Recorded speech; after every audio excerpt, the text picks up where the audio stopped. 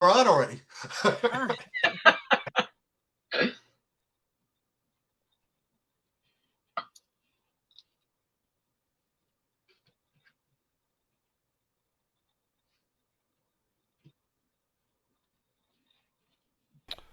All You're right. live now.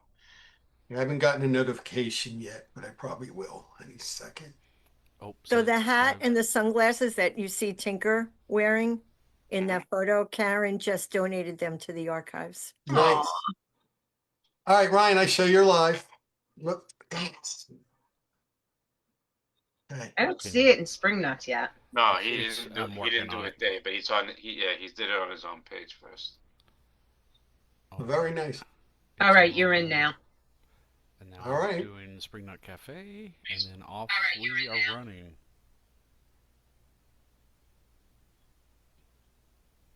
All right, we're good.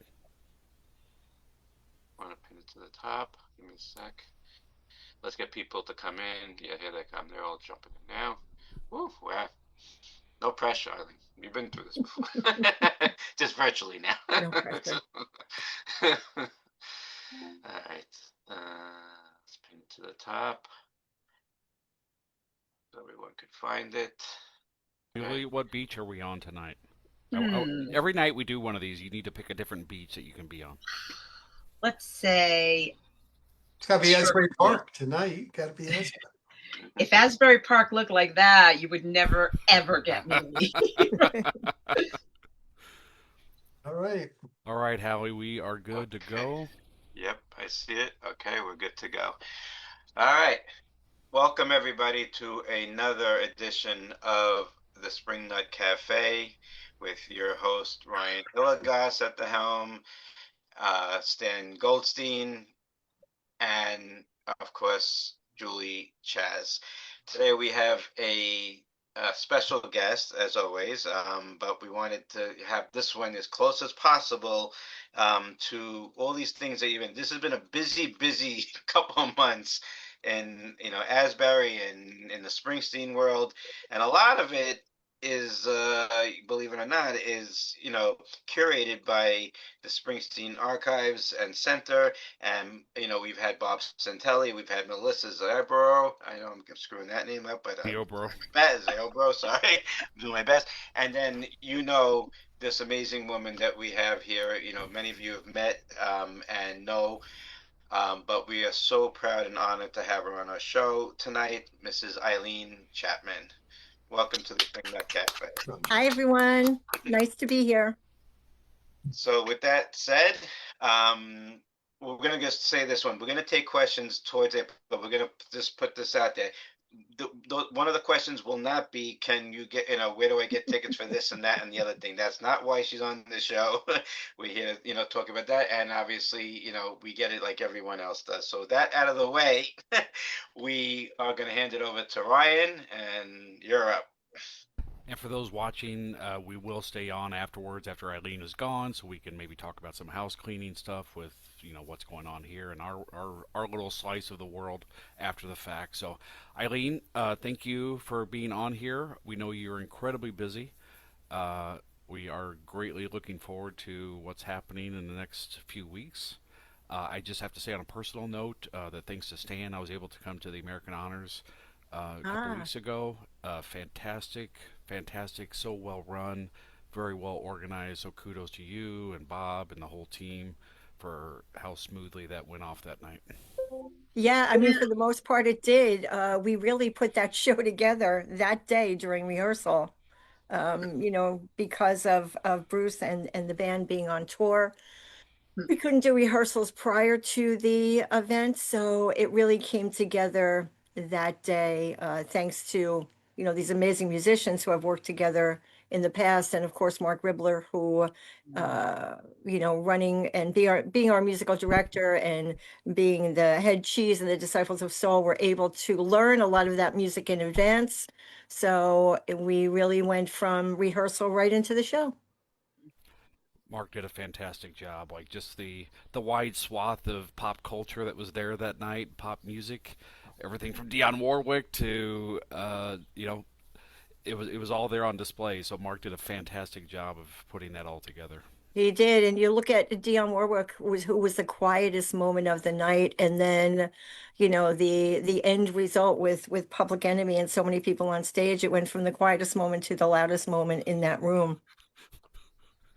I'll never forget the image of Flavor Flav going down from stage left to stage right, giving everybody a hug. Yeah, boy, into the microphone. Bruce was done. Bruce was done. Bruce wanted to be over, and Flavor Flav just kept hyping, and Bruce is looking around like, what is going on right now? Well, you know what happened? They were all Public Enemy guys were all backstage, and one of them said to Bruce, a security person, "You don't want to get a picture with Bruce when this is over." And the security person said, "He's leaving as soon as this is over." So they all hightailed it to the stage. I don't know if you saw them just then run onto the stage and sort of take over, but it was one of those moments in time that just happened. Yeah. It's fantastically done. I was also at the Born to Run symposium last year, and Yeah, like that was fun. given everything that's going on, like all the different things that everybody's juggling all at the same time, it's just been truly amazing to watch. So I appreciate that just as a viewer. Thank you. Um, all right, so of course we'll get to some other stuff a little bit later, but for those that are watching that don't know you, if you could just kind of give us a little bit of background on yourself as far as like where you grew up and Yikes. Wow. Okay, we'll go back in time for a moment. yeah. So actually grew up in we had two different homes. We had a house in Newark in the Forest Hill section, and we had a house on Chadwick Island down by Normandy Beach, Maniloking um area. And so I sort of winters in one place, summers in the other. Um, Loved music growing up, was surrounded by music growing up. I had four sisters and my parents who all listened to different types of music. We had a big house, lots of rooms. Everyone had their own record player, their own music that we were listening to in the house, including my parents. My mother played the piano. My father listened to big bands and crooners, and I had a sister listen to doo-wop, and a sister listened to folk music, and a sister who listened to just Broadway tunes for the most part. So lots of different types of music. So growing up with music, and I came to Asbury Park in 1974. My father was the city manager at the time, so we had four front row seats for every concert and convention hall and the casino, which also came in handy. Uh, I raised my children here, raised my family here, and went on to manage Mrs. J's in the 80s next to the Stone Pony. I was actually, when I moved in here, I was looking for a house in 1974 and went to this club, and it was Mrs. J's, bought the house, went back to the club, and it was the Stone Pony. And so I was there in the very early days of the Stone Pony. When I moved in here, David Myers from the Blackberry Booze Band and Carlo Novi from the Jukes both lived just a few doors down. So of course they, always encouraged me to come out and listen to more and more music. I managed Mrs. J's, managed the Fast Lane for a little bit, the Pony for a little bit. Back in the 80s, I opened the first all compact disc store in New Jersey and kept that until 2000 when the building was sold. And went to work at Monmouth University in 2006 at the Center for the Arts, booking music in the Pollock Theater, marketing the arts on campus, and then knew of this collection, this Bruce Springsteen special collection that was in the Asbury Park Library, because when I was managing the Pony, they did a grand opening of these archives. It was 700 pieces of archival material that Chris Phillips from Backstreet and a whole group of people calling themselves the Friends of the Bruce Springsteen Collection had put together as an archive and put it into the Asbury Park Library. It quickly outgrew the Asbury Park Library, and then there were pieces like in everyone's homes. And in 2006, just as I started working at Monmouth, I heard that there was the relationship between the Friends and the library was deteriorating. Nobody knew what was going to happen to that collection. So I reached out to the dean of my department at Monmouth, the School of Humanities and Social Sciences, and posed the question to him, what if we bring this collection to Monmouth? I think it belongs here. It's, needs to stay in Monmouth County. I knew one of the board members at the library was a professor at Rutgers. I knew Rutgers already had the Institute of Jazz Studies. I was afraid the collection would end up going there. I really wanted a petition for it to stay here in Monmouth County and specifically at Monmouth University. I saw it going from one library to another. And then I called, of course, my good friend Bob Santelli and said, what do you think about this? We always talked about, Bob's interviews and Pete Fornatel's interviews, who was also working at Monmouth, and how they could come together, for one big collection, sort of a hub of learning. And so Bob, jumped on board with this as well. He was at the Grammy Museum at the time, but we, met with the dean, the president of Monmouth, who then gave us a small house on campus, and said, bring the archives here. You have our blessing. It took us, some time to work out a deal with the Friends, the library, and others who had a vested interest in the collection. But we really felt strongly that this collection needed to stay in Monmouth County and that Monmouth University was the right place for it. And so the collection came here in 2011. We opened our doors. And then Bob reached out to me and said, what if we get a hold of Bruce and see if he would consider putting his personal papers here? So we figured, he's either going to say yes or no, but it's certainly worth the ask. So Bob reached out to John Landau, put it in writing, went out to the farm to talk to Bruce and Patty with John and Barbara Carr at the time. Bruce jumped on his motorcycle, came over to the archive house, looked around and said, I think it's a good idea. And so in 2017, we did a conversation with Bruce Springsteen on the stage of the Pollock Theater, and Bruce announced at that time that we would be his official repository. And so then I got moved over to be the director of the Bruce Springsteen special collection at the time in 2017. So that's a really short version of a lot of years. Yes.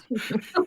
You have quite the resume and all the different organizations. I read your resume, a few days ago when we were talking about this. So very impressive. Mrs. J's, where was that? Is the building no longer there? So Mrs. J's was the Stone Pony was Mrs. J's. Oh, Years okay. ago, it was Mrs. J's and Mrs. J's Beer Garden. So they stole the Stone Pony to the Stone Pony, the Mrs. J's part, but Mrs. J's Beer Garden remained next door, and I managed that for some years. My Well, that's- parents also had a shop on the boardwalk. It was a Planner's Peanut and Fudge shop on the boardwalk just outside the casino. I didn't know that. Yeah. Oh, I knew- yes. It's I right remembered around the the shop. corner. I didn't know that. Yeah, so I used to take these breaks and go into the casino when there were concerts, and sometimes take a long time to come back to where I should be. Mrs. J's was where the Stone Pony Summer Stage is now, right there. Okay. Exactly. Yeah. Exactly. Got it. What were some of the standout shows for you since you were in the casino all the time and seeing all these great shows? A lot of them. So, a lot of them were I would see Jay Giles every summer. I would see Humble Pie. There was a show that had New Riders of the Purple Sage and Poco, which I absolutely adored. Renaissance. I don't know. I think Elton John. Wow. Oh, Elton John was a great show. No way. Wow. And the first thing I remember is he had on 2 different color socks. It was like you're staring at his socks. How about Yeah. Frankie Valli? He played every year. I saw Frankie Valli a couple times, and he was actually friends with my brother-in-law, my oldest sister. They were friends, so we would always go backstage and have these talks about the wise guys from Newark. Yeah, so many. Black Sabbath I saw. Did you see guys. Zeppelin? I did not see Zeppelin. I did not see Zeppelin, and I did not see the Doors. 2 big ones that I didn't see. Janis Or the Joplin. Rolling Stones. I didn't see Rolling Stones. Janis Joplin. Did you see her? I did not. Yeah. Mm. No. Dan, wasn't it there at the casino that Janis Joplin, Bruce was there, and she like chased after him, and he like Yeah, absolutely Convention Hall. true. That was. Yeah. I want no part of this. So Eileen, growing up in a very musical household, did you try to play anything, sing? Did you have any musical aspirations of your own? I did. So I took piano lessons a few times. I went to Catholic school and the nuns gave us piano lessons and the sister who taught me used to fall asleep all the time. So I knew right then and there I was not a great piano player. Um, I also took guitar lessons a couple times and my fingers hurt. So, I think every band needs an audience, right? I'm the audience. I'm not the performer. Understood. I like playing that part. Well, that's great that you had such a wide variety of musical influences growing up, and obviously that's to continue throughout your whole career in your life. Absolutely. So I noticed you were part of the Clearwater Musical Festival. Is that Yeah, and again, that's because when I moved in here in 74, David Myers and Carla were already playing out there. And so I went out the first year, maybe 76, and my job was to make peanut butter and jelly sandwiches for the band. Mm. And so my responsibilities grew each year. I was on the board. I was one of the vice presidents and was the music coordinator for the Clearwater Festival when it was out at Sandy Hook. And really a lot of fun. That was a great festival in its heyday.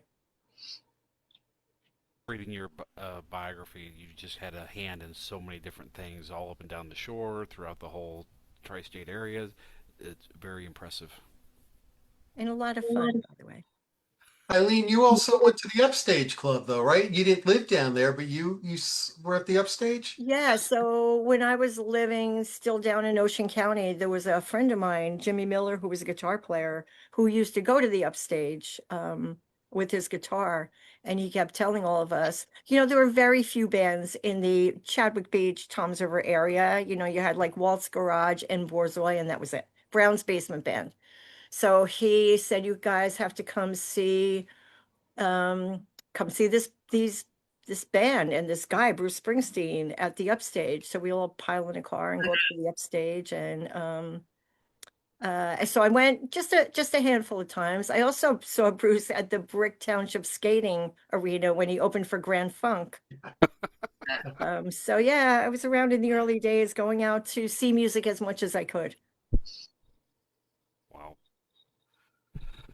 So Sort as of far like as sorry, I'm just saying, no, it's okay. It's just like if you seem to have like you gravitated towards the music scene from the get go. I mean, was that what you were planning to do from the beginning? To be in the music scene, or did you plan to be like politician, or what was your original goal?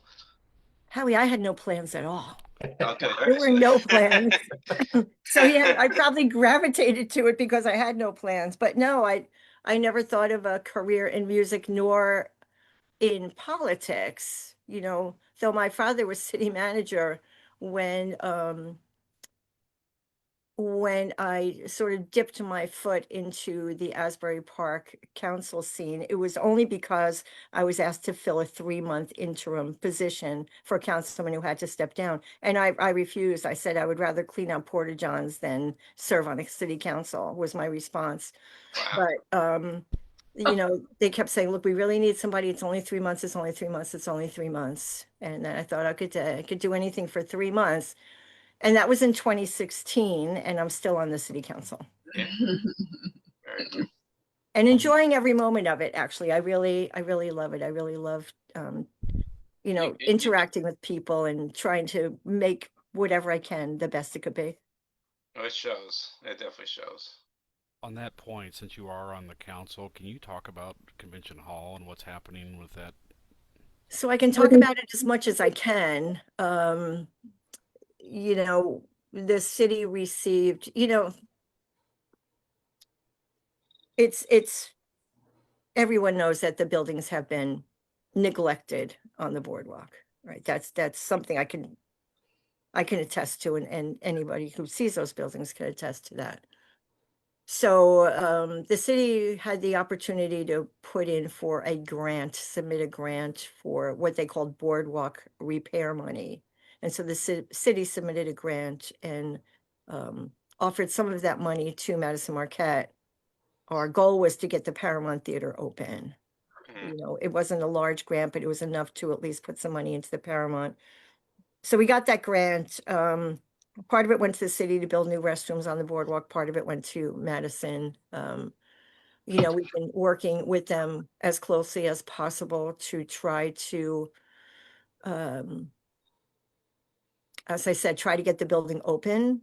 There's a lot that needs to be done in order for that to happen. So what this grant money will do is it will fix some of the leaks in the building. So there's a leak in the roof.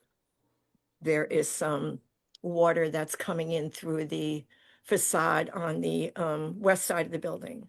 So what that grant money will do is to help at least ensure that the building isn't going to take on any more water to cause any more damage. Now, Madison Marquette, again, they are the entity who owns these buildings, and the retail component of the boardwalk has also submitted for another much larger grant that they are awaiting word on that. And if that grant comes through, it will provide enough funding to not only complete work on the Paramount, but also Convention Hall and parts of the casino as well. But they are, Madison Marquette bought this, the city many, many, many, many years ago, sold these entities to Asbury Partners, who then entered into an agreement with Madison Marquette. So Madison Marquette has the retail component. iStar has the development components. There's actually two entities that are part of that waterfront redevelopment that people get mixed up all the time. They're always blaming one or the other for something they're not doing. But there are actually two companies that are involved in the waterfront redevelopment area. iStar for Starfield for development, and Madison Marquette for retail. And I've seen they started on the Paramount. The work has begun. I saw that they had the scaffolding up last week, which was an encouraging sign. There's a lot to be done. These are old buildings, and Convention Hall is a historic building. There's a historic designation to it. So work that gets done needs to be done in historic fashion. But we all just want to see these buildings open and, start seeing music come back to these larger venues. It's important. It's important for the city. Eileen, the work they're doing on the Paramount right now, will that get the building open, or they still will need another grant to get it open? They will need another grant to get it open, Stan. Initially, we had hoped that it would get it open, but after engineers went in and studies were done, we realized it's not going to be open, but it'll be closer to opening. Since I don't live in the area, Eileen, I'm close to Chicago, so I'm not there a lot, so I'm not dialed into everything. But being there a few weeks ago, obviously I walked up and down the boardwalk. I see the Wonder Bar there, and there's going to be apartment building, condo building right there. Condominiums that will be in an L shape around the Wonder Bar. So was there discussion, like, could they not acquire the Wonder Bar area, or like They what? could, and the Wonder Bar area was supposed to be part of the construction. Starfield, who is the waterfront redeveloper, opted to carve the Wonder Bar out and leave it there. So that it could have been swept up as part of the development, but the developer opted to leave it. And I think the same thing will happen if there's ever development around the Pony. I think the same thing would happen there. Nobody wants the Wonder Bar to go away, right? Nobody wants the Pony to go away. And I think it makes sense that the developers see the significance of keeping these buildings intact and where they should be. Thank you for answering those questions. I know you're kind of in a delicate situation, so we appreciate you saying what you can about it. Good question from my friend Elisa here.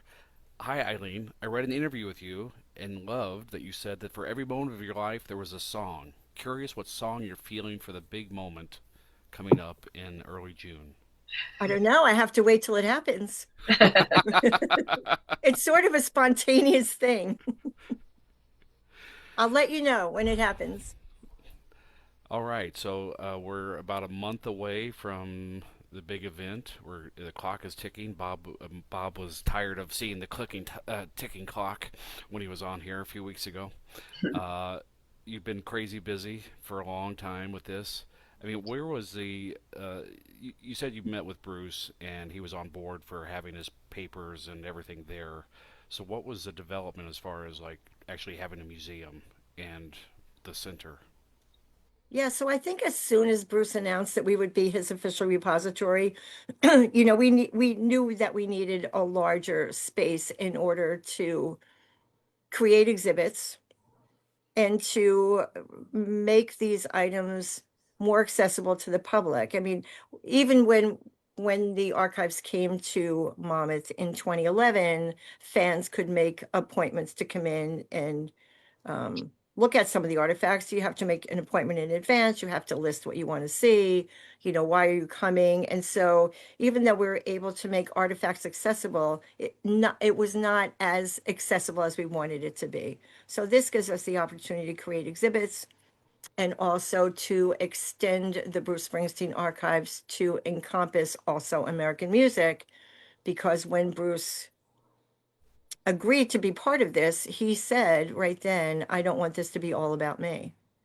And so it became, at that time, Bruce Springsteen Archives and Center for American Music, and now Bruce Springsteen Center for American Music.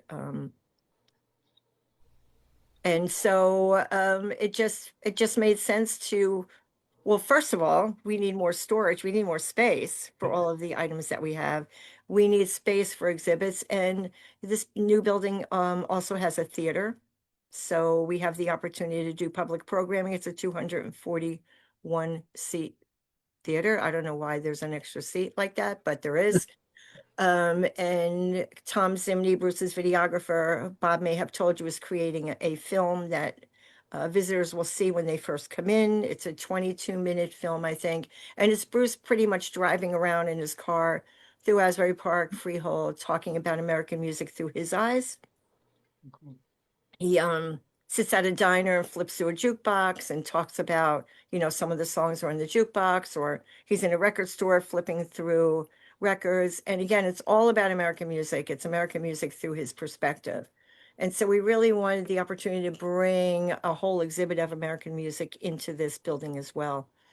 We also wanted to have a room where we could have a temporary gallery where we could swap exhibits out, whether these are exhibits that we curate or whether they are exhibits that we take from other institutions, but just in order to keep, keep the look fresh, to swap out exhibits a couple of times a year, maybe 2, 3 times a year. And then, of course, we have all of the Bruce Springsteen and E Street Band items that we have on display, and some really cool interactives. There's really something there for everyone. And you could still go into the archives and bring up digitized items on computers and see what we have in the archives. Like at the Rock and Roll Hall of Fame, there was a Bruce Springsteen exhibit back in 2010, I think, 2009. Yep. Basically, all of his or not all of them, but some of the notebooks were on display, and they had the actual pages, and you could see the lyrics and the set list and the songs and what was scratched out. Will all of his notebooks be digitized and available? His notebooks will be there. So we will have notebooks there. We also have one whole room where the wallpaper is lyrics, which is really cool. It's the lyrics of Born to Run. But yeah, the notebooks will be there. Notebooks, really, really cool things. Vinny Lopez found a road diary that he had back in the 70s. That'll be on display. We were just talking about that today, where he made little notations for every stop they made, whether it was a boring drive or he's outside having to wait for Danny Federici too long, or something. Chuck Berry signed it. They played with Chuck Berry and Jerry Lee Lewis. So there's some really cool little artifacts here that people haven't seen before like that. Wow. So as far as like personal effects, can you kind of talk about that? Like what the process was? Did Bruce like say, "Hey, I want you guys to have this on display"?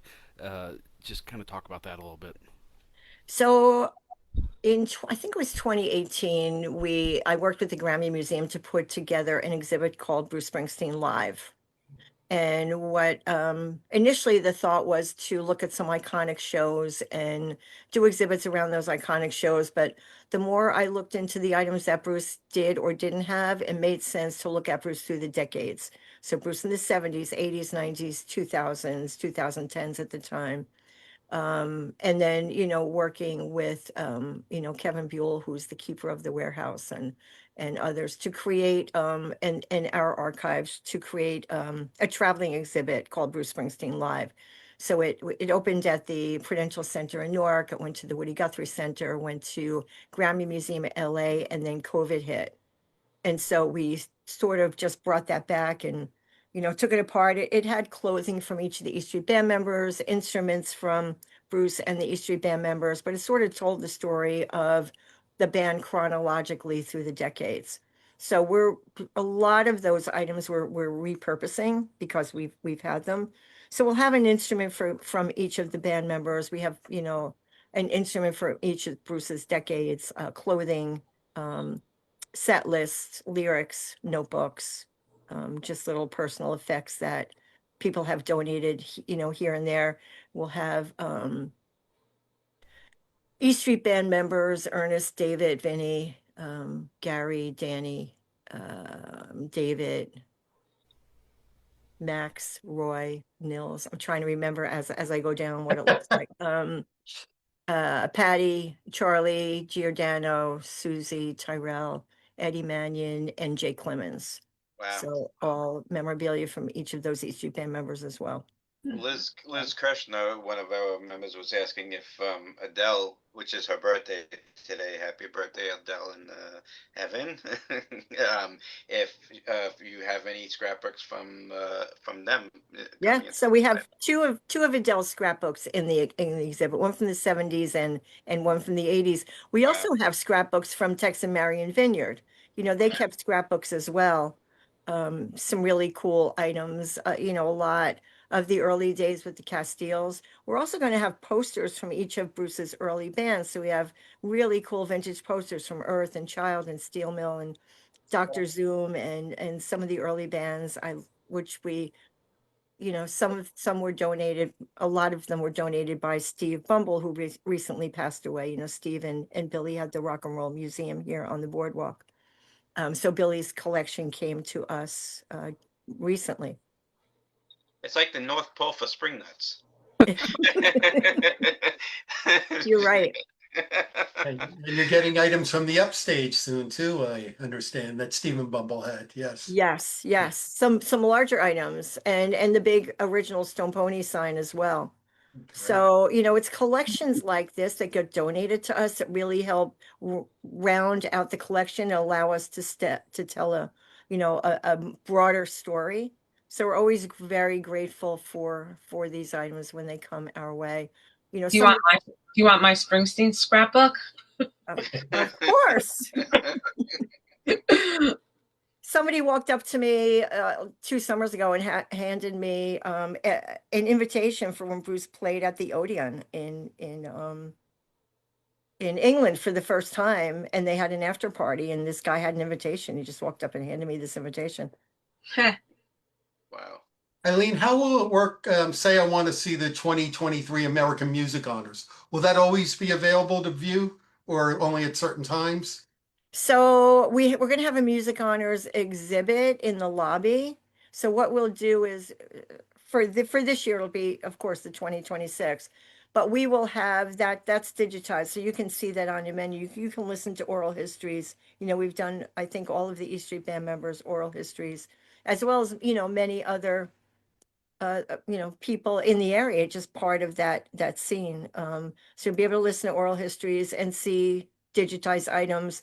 Of course, our programs like the Born to Run Symposium and the Darkness Symposium before that were all recorded. So we're recording all of the programs we do, and they will all be available in the archives. And then we have I think 18 stations in the archives. So when you purchase your ticket to come to the museum, you can just add on a time slot for the archives. There's no additional fee, but you just have to reserve a time slot so we make sure there's a computer for you. And we actually have 3 listening stations. So listening booths. So like a family or, 3 or 4 people, if they wanted to go in and look at one computer, they can as well. And we also then have a separate room for serious researchers who need access to archival items, who will then work with archivists and others to, help provide that research. We get authors and filmmakers and, so many people in that are doing serious research. And that'll be part of the archives suite as well. So we could do multiple visits then. It might not just be enough to do one visit. You may have to come back. Exactly. Mhm. Eileen, one thing I saw at the Hall of Fame, I can picture it very clear in my mind. I walked up the stairs, and there's the displays. Clarence's saxophone is there. You could get as close as you could to the case. One of Danny's original accordions was there. But the one thing that really struck out to me was a state trooper's hat, and I can't remember exactly the exact details, but there was a state trooper, highway trooper's hat in a display case. And I think the trooper had gone to a show and sent Bruce his hat as a thank you. And I just thought to myself, my God, here's this international world star who gets this hat from this trooper. And not only did he keep it, but then he thought to include it in that exhibit. And I was just like, my God, I cannot imagine the things that he's kept and the level of compassion on his end in Yeah. even keeping that. No, I totally agree. We don't have that hat, but we have other things. Do But you have no, the you're right. Do you have the Fender Esquire guitar? Will that The be? Fender will be in the exhibit. Wow, that's Wow. the ultimate. Yes, That is Grail. the holy grail of That is. guitars. There'll be several of Bruce's guitars in there. We have the Naked Lady guitar, we have the Spanish Virgin guitar, we have the guitar from Broadway, the Black Takamine. I think we have like 6 Springsteen guitars in the exhibit. And of And course, Clarence's sax case with the case with the decals on it. And Susie Tyrell just lent us one of her small violins, and her case, the violin case, I love too. Stickers all over it from where she's been. So we'll put the case in the exhibit as well. One of the things we're going to do is we're going to actually keep a guitar case open in the Springsteen cases, that we could fill them with tickets and backstage passes and other things that may not make it onto the exhibit wall, but are still things that are cool and people might want to see. Eileen, somebody's asking, since like the notebooks are digitized and everything else is digitized, will people be able to access that aren't there actually at the center? Can they? So we have not digitized the notebooks. The notebooks themselves will be in the exhibit. Okay. We have digitized pages for different reasons. One of our interactives is we have a couple of different interactives, and one of them I think has lyrics, some of the lyrics from the notebooks in the interactive. We also have an interactive that is an encore set list. So I went into the warehouse and went through different set lists from different shows, picked out some really cool shows, took the encores out. And so you'll see the show itself, but then you have to create the encore. You'll That's write some cool. songs over to That's create the really encore. cool. Yeah, that's fun. So I've asked 2 questions. Nancy Ridley was asking, will there be opportunities for volunteers to work at the center, and how would they be vetted if they can? So I'm going to actually send out a volunteer email. I hope if anybody wants to sign up for our emails, go to our website and sign up for our emails. I'm going to send a volunteer application out to everybody on our emails. We love volunteers. You know, we had 2 pop-up shops on the boardwalk in Asbury Park for the last couple summers, and it was volunteers who ran those pop-up shops, and they were awesome. They loved meeting people from all over the world, and they loved the experience of being part of that whole scene. I mean, people, it's almost like a pilgrimage for some people when they come to see some of the Springsteen sites. And, you know, the people who live around here who have the experience are able to really give a lot of background to visitors, you know, really talk the talk. But also then they get so much back in return from especially, you know, visitors from abroad. They learn things themselves. So I guess Eileen, just real quick, as condensed as you can. So the idea is people walk in, they go to the theater, they watch the Zimney documentary, and then once they've moved from there, is it a guided tour? Is there earphones involved? Is it all self-guided? So once you come out of the theater, you can pretty much do what you want to do. We'll have docents in each room. There are some displays in the lobby itself. And then on the first floor is the American Music Gallery, and it is the Temp Gallery. Our first exhibit in the Temp Gallery is called Chimes of Freedom. And the concept is songs of activism and empowerment. And then you go upstairs and it's the Springsteen Gallery and the Easter Band Gallery. And then some other galleries too. I'm not gonna give it all away, but there's a lot of other spaces to see as well. And so docents will be able to guide you, uh, depending on what it is you want to see, and they'll be able to answer questions. But you're really on your own because we have so many touchscreen interactives that people really need to do this at their own pace. So, one other question, can you talk about the funding for the archives? I mean, and in the sense of how, people can get involved and how you're being involved and whatnot. With the funding? Yeah. Yeah, so the building was paid for all by private donations. Private donations, there was a little bit of money from the state, a grant. And we really it's donation based. All of the rooms in the new building have been named by donors. We're doing a name the seat campaign. So anybody could have, name a seat in the theater. Spring I night know, seat. Yeah, we're working on that. I know Tinker West now has a seat named after him. So that's another way to help fund, but also when we do public programs, there's the opportunity for sponsorships. So many people sponsored American Music Honors, and when we do the gospel sing off, people will sponsor that program, as well as the Born to Run Symposium was also partially sponsored. So anytime we do a public program, there's opportunities for sponsorships. And then there's just opportunities for donations. People just sometimes just want to donate and be part of what it is we're doing. So Eileen? I just want to say one thing before we cover, and because I don't want to lose this part. So, for the people that are watching out there, obviously there's a connection between our serenade and what the archives are doing, and they've been generous and beyond generous, to be honest with you, to let us have a preview of the archives on the 29th. The reason I'm bringing that up is that it's one thing to get tickets, but and go see it, but you see what they're doing for us and for all Springsteen fans, I mean, around the world, and they are depending on the donations and whatnot, and it's a way for us to give back to, and this is what we're about. We try to give back the same way they giving back. So through this, naming of the seed, if you want to get that, or for the getting into any of their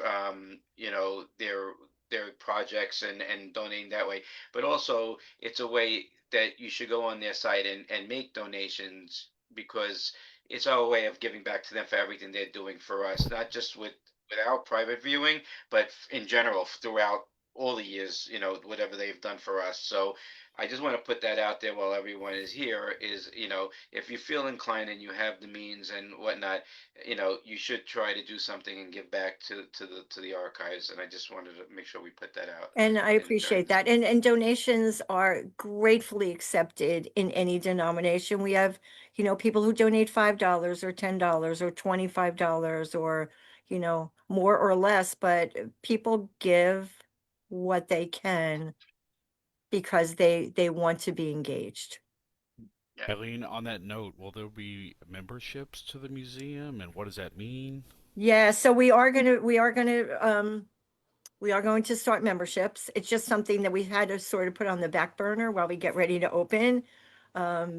There's just so much to do. And I know, Bob talks about the ticking clock, but Bob reminds me every day we're in a countdown. Every day. It's 28 days, it's 27 days, it's 26 days. So there are things that we're now talking about day 2 items. So membership will be a day 2 item. Eileen, American Music Honors, can you talk about, that's one of your fundraisers every year. How did that come about? Whose idea, and who picks the people to be honored every year? Ooh, that's a good question. I think it was probably Bob's idea. We were looking for an annual fundraiser, sort of to keep us going, with operations funds before we had a building that might generate, sales of tickets. And I believe it was Bob who came up with American Music Honors. And, you know, of course, went to Bruce, went to John Landau. We have a board that we work with. We started an advisory board specifically for American Music Honors. And so we meet throughout the year, I'm going to say quarterly, and those people on the board make recommendations. And sometimes, you know, people will just randomly make recommendations to us, and we'll all sort of put all those names in a pot and meet again, and then go down the list and you know, take a look at, you know, who those people are, what they've given back, what they've done, what their body of work is. And then, you know, we have conversations with Bruce and Stevie about a lot of these recommendations as well. So it's sort of a process that happens. You know, sometimes we'll think of somebody and then we'll look at their tour list. They're already booked. They're touring that time. And so, you know, we come back and then have more conversations. So it's really an ongoing conversation that happens the day after American Music Honors for the next year. So we've already started those conversations. And you know, you look at what makes a good show, you look at diversity, you look at, you know, making sure that you're looking at various types of genres of music. So trying to make it as interesting as possible for a good experience for the audience. And I, sometimes things just happen spontaneously that we don't expect. that happened this yeah, a few weeks ago. And the big question everyone always asks, a chance of it being moved out of the Pollock to a bigger theater, maybe, to because it's the toughest ticket in town, as people have found. Yeah, and so each year when people call me to express their frustration about not being able to get a ticket, I tell them, well, I think we're going to move this to a bigger venue next year. And I've been saying that for 4 years. And I can tell you that I don't think it's going to move for next year. Hmm. We had again said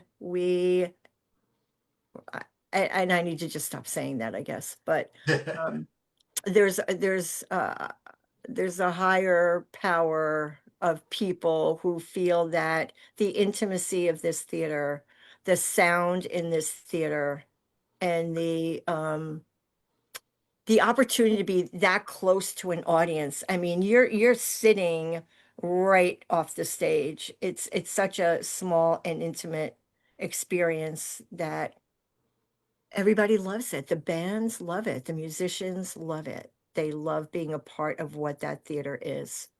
So it's hard to pry them out of there, but we also have two bigger shows coming up in the MAC at Monmouth, the Ocean First Bank Center. Mhm. I don't think anybody on our team has experienced shows there. You know, maybe once people see what the building has to offer, you know, people might consider, band members might consider, the advisory board might consider, you know, a different venue. But for right now, everybody just loves that space. Yeah. Why Eileen, didn't I you guess brought on it that, up? Why didn't you talk about June 4th and June 5th, those shows? And I just want to say, I saw two shows in the gymnasium in the arena, Jackson Brown and Bob Dylan, and I thought the acoustics in there were fantastic. So I'm going, glad you said that. I thought so too, you know, but we'll see. We'll see what happens, Stan. okay. So yeah, so leading up to the grand opening, we have on the Friday before, we have the our New Jersey friends playing Music New Jersey. It's of course William Zonner, Pat Roddy, Vinnie Lopez, Richie Blackwell, Pat Guadano, Jake Thistle, fresh from American Idol, and others doing a show in the Pollock. It's a curated show all about American music. Jackson Pines, of course, with some narration. We'll start off with Jackson Pines doing some Americana and going through the various types of music. That sold out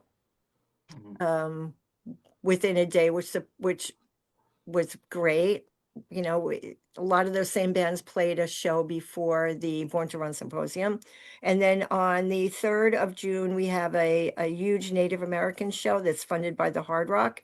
So it's Native American artists, actors, United States Poet Laureate, Joy Hargrove, who was the first Native American Poet Laureate and the first one to actually serve 3 terms. So that'll be on Wednesday. That'll be free to the In the public, Pollock? funded. Yeah, free to Yeah. the public. We're announcing it tomorrow, I hope. And open and available, and you'll have to register, but everybody should come. It's going to be an amazing show. And then June 4th and 5th, which started off as one show, Music America, the songs that shaped us.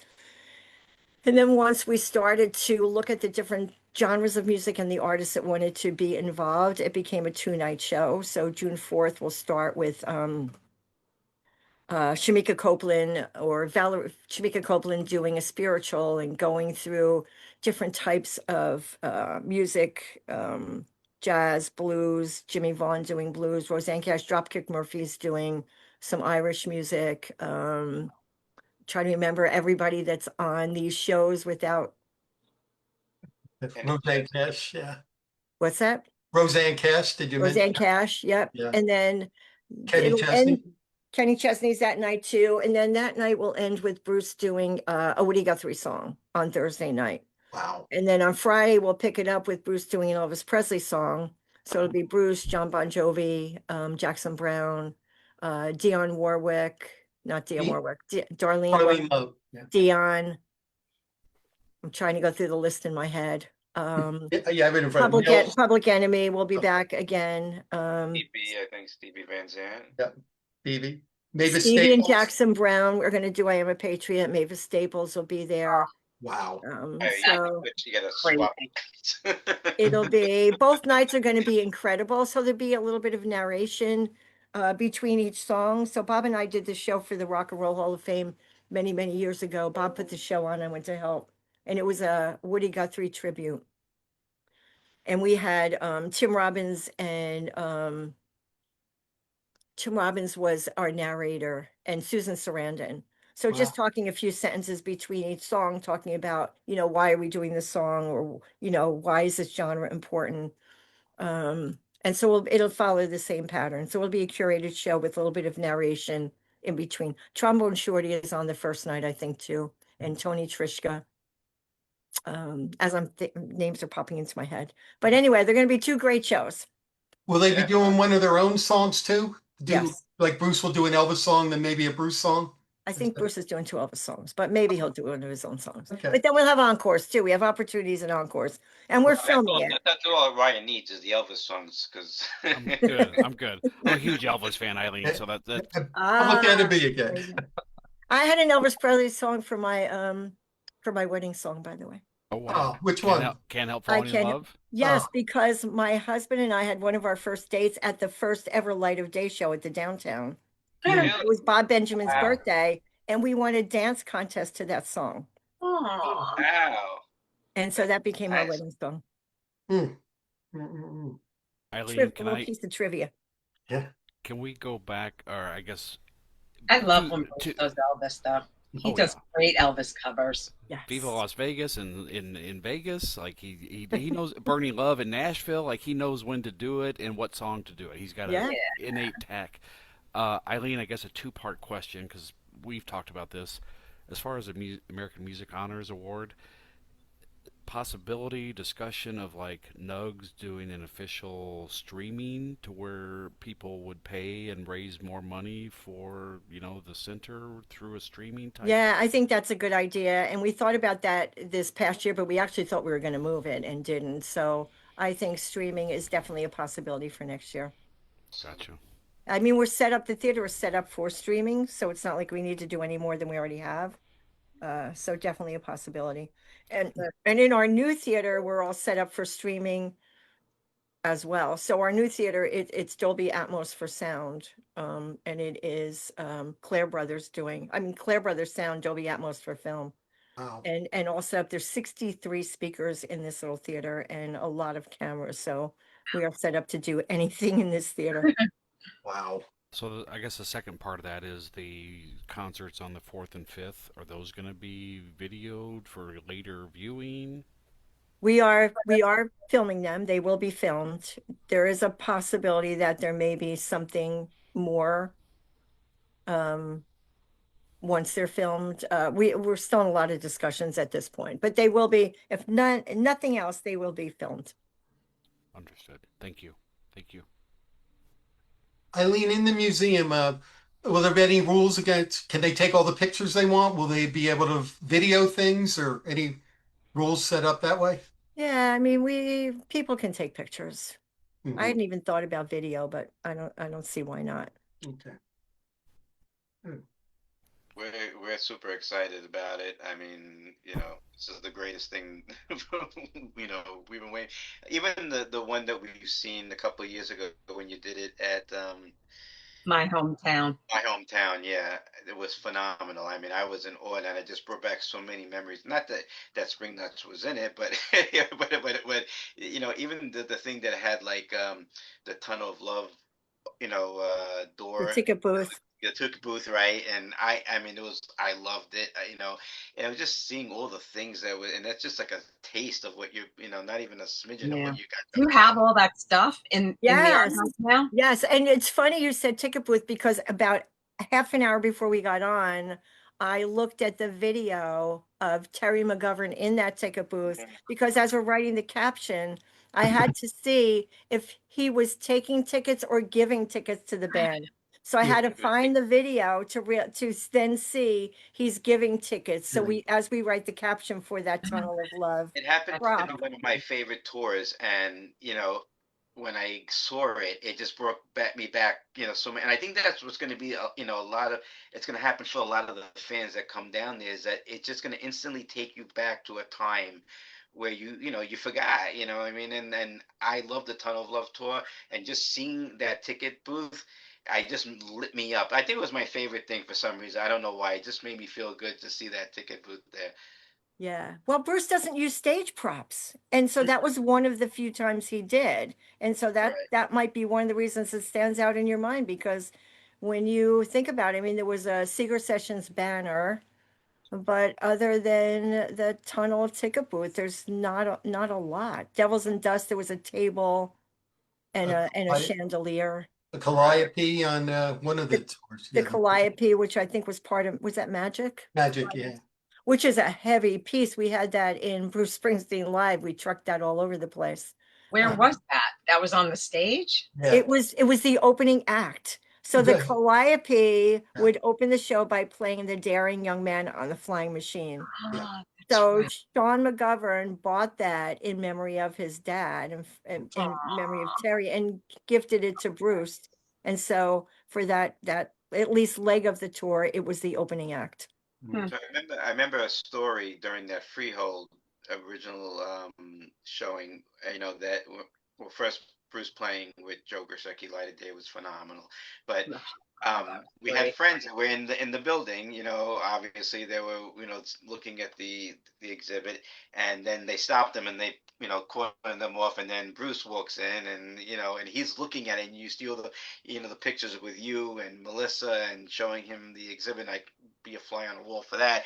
But the thing is that someone was telling, sorry, whether it's true or not. I mean, saying that John Landau actually had saw the exhibit before Bruce, and then he told Bruce, "You got to come and see this." And so I guess he ended up coming down. Even when he performed, he didn't have a shirt to perform in, and Joe Ricochet gave him his Pittsburgh Steel shirt to perform in. But just watching the pictures of him, I can only understand. I'd like to ask you about that. What he was saying to you when he was like, even in the picture that there's a famous picture of you and standing in front of his baby picture or something like that. And I think it was the baby picture, but We were standing in front. Yeah, it was a baby picture, but it was also a picture of Main Street in Freehold. And Bruce was talking about the movie theater. There was a movie theater in that photo. And he said he was in that movie theater when there was a fire on Main Street. And I said, "What movie were you watching?" And he said, "Tom Thumb." I said, "I didn't even know that was a movie." What was And- his reaction when he saw this, like, for the first time? Well, one of the other things too, when we started looking at the old posters, we had gotten a donation of a Castile's poster from George Thies just prior to his death, and after we had the Tom Thumb conversation, we walked over by the posters and a lot of old posters from Castile's days. And I said, I told him we got this from George. I said this was hand drawn and hand colored by Bobby Alfano, your keyboard player. And Bruce had said, I forgot Bobby was such a good artist. So just reflecting on each Yeah. of the items there, just comments and some reflection, some trips down memory lane. No, I'm good. I Priceless. just looked like he just really enjoyed it. It really looked like that he was taking it all in. So I can only imagine what he's gonna feel when he sees, like, you know, we see the pictures of you and Bob and Melissa outside, with the hard hats, building the place. I can only imagine what his reaction is when it's a done deal and he gets to see all this, the stuff that's his whole life. I mean, I know it's about American music as well, but just, it's one thing to talk about it, and and it's one thing to see it, come to fruition. So I can only imagine what he's gonna feel when he sees that. Well, I hope we do it justice and he's thrilled with what he sees. Every time he comes to visit, he talks about how amazing it is and how, it really blows him away. And he's really engaged and I hope that the end result is something that he's very proud of. Eileen, we interviewed Danny Clinch a couple weeks ago, and he said, which blew my mind. Like, you stop and think about it. And I'm sure Bruce probably feels this way too, to some degree. Danny just said, like, "Hey, after all this is said and done, I'm just a guy from Tom's River." And I was like, "Wow, here's a guy that's at the highest peak of his craft, worked with every musician possible around the world, and he's just a guy from Tom's River." It's like, probably in Bruce's mind to some degree, it's like, yeah, this is me. Like, that's one part of me, but I'm just a kid from Freehold. That's all I am. Yeah. Yeah. I mean, that's all of us, right? Right. So Eileen, I'm sure people are curious. Sunday, June 7th is the opening. Will there be tickets available online to go? How will the ticketing work for the first few weeks, I guess? And are you open 7 days a week? So for the summer, at least, we'll be open 7 days a week. And we've, talked about, we're working with this new ticketing company, Tessatura, and having conversations with them as well. It looks like what it looks like we're going to do now is that we're going to allow about 50 people in each hour. So it gives time for visitors to see the film and start to make their way through the exhibits. What we don't want to happen is, because there have so many interactive components that are hands-on, we don't want people to have to stand and wait, or we don't want people that are on them to feel rushed because somebody's standing behind them. So in order to give the best possible experience we can to visitors, we're going to try the 50 an hour rule. We'll be open 7 days a week. Thursdays we'll stay open till late. And so that's our plan for right now. Tickets will be on sale soon, and they will be time tickets. So every hour we'll have 50 people that can sign up to come into the building. To ask, but like, once somebody is in, you're letting the 50 people in every hour. Once you're in, can you stay as long as you want, or are you going to kind of be You hardened a can. little bit? Yeah, you can. I think, everybody's got to find their own pace. And I think once we get to see what the summer brings, how long people really spend in there, we may switch things up, but we just want to get through the summer. Once fall hits, we'll probably be open 6 days a week. Yeah, I mean, we don't know. It's all new to us. What if people don't want to leave? Well, that will be a problem. We'll have to entice them with music outside. We have a little amphitheater outside. Maybe we'll have to find a way to entice them to go out. I'm asking for a friend. Of course you are. I think I know that friend. Right. A popcorn machine at the end. That'll bring them down Yeah. to the end. And speaking of popcorn, will there be any small coffee shop there, refreshments, and a gift shop too? It's an archive, so no food or drinks in the building. We do have a merch shop, which will be really cool. We're working with Keith Fiore, who is a merch designer, and Krista at Poor Cat. So we'll have some of the Wow. jewelry from Poor Cat in there, and a cool. really cool look to our merchandise. So some shirts that may look vintage, with like a wash look to them, some that are going to be newer. So Rich Russo is curating a vinyl collection. Melissa Ziobro will do a book section.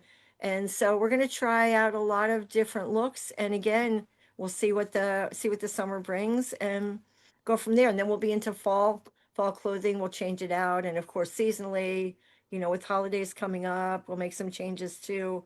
So this shop is something that we'd like to see evolve and change over too, so it doesn't get stale. I want to keep it looking good and fresh and exciting.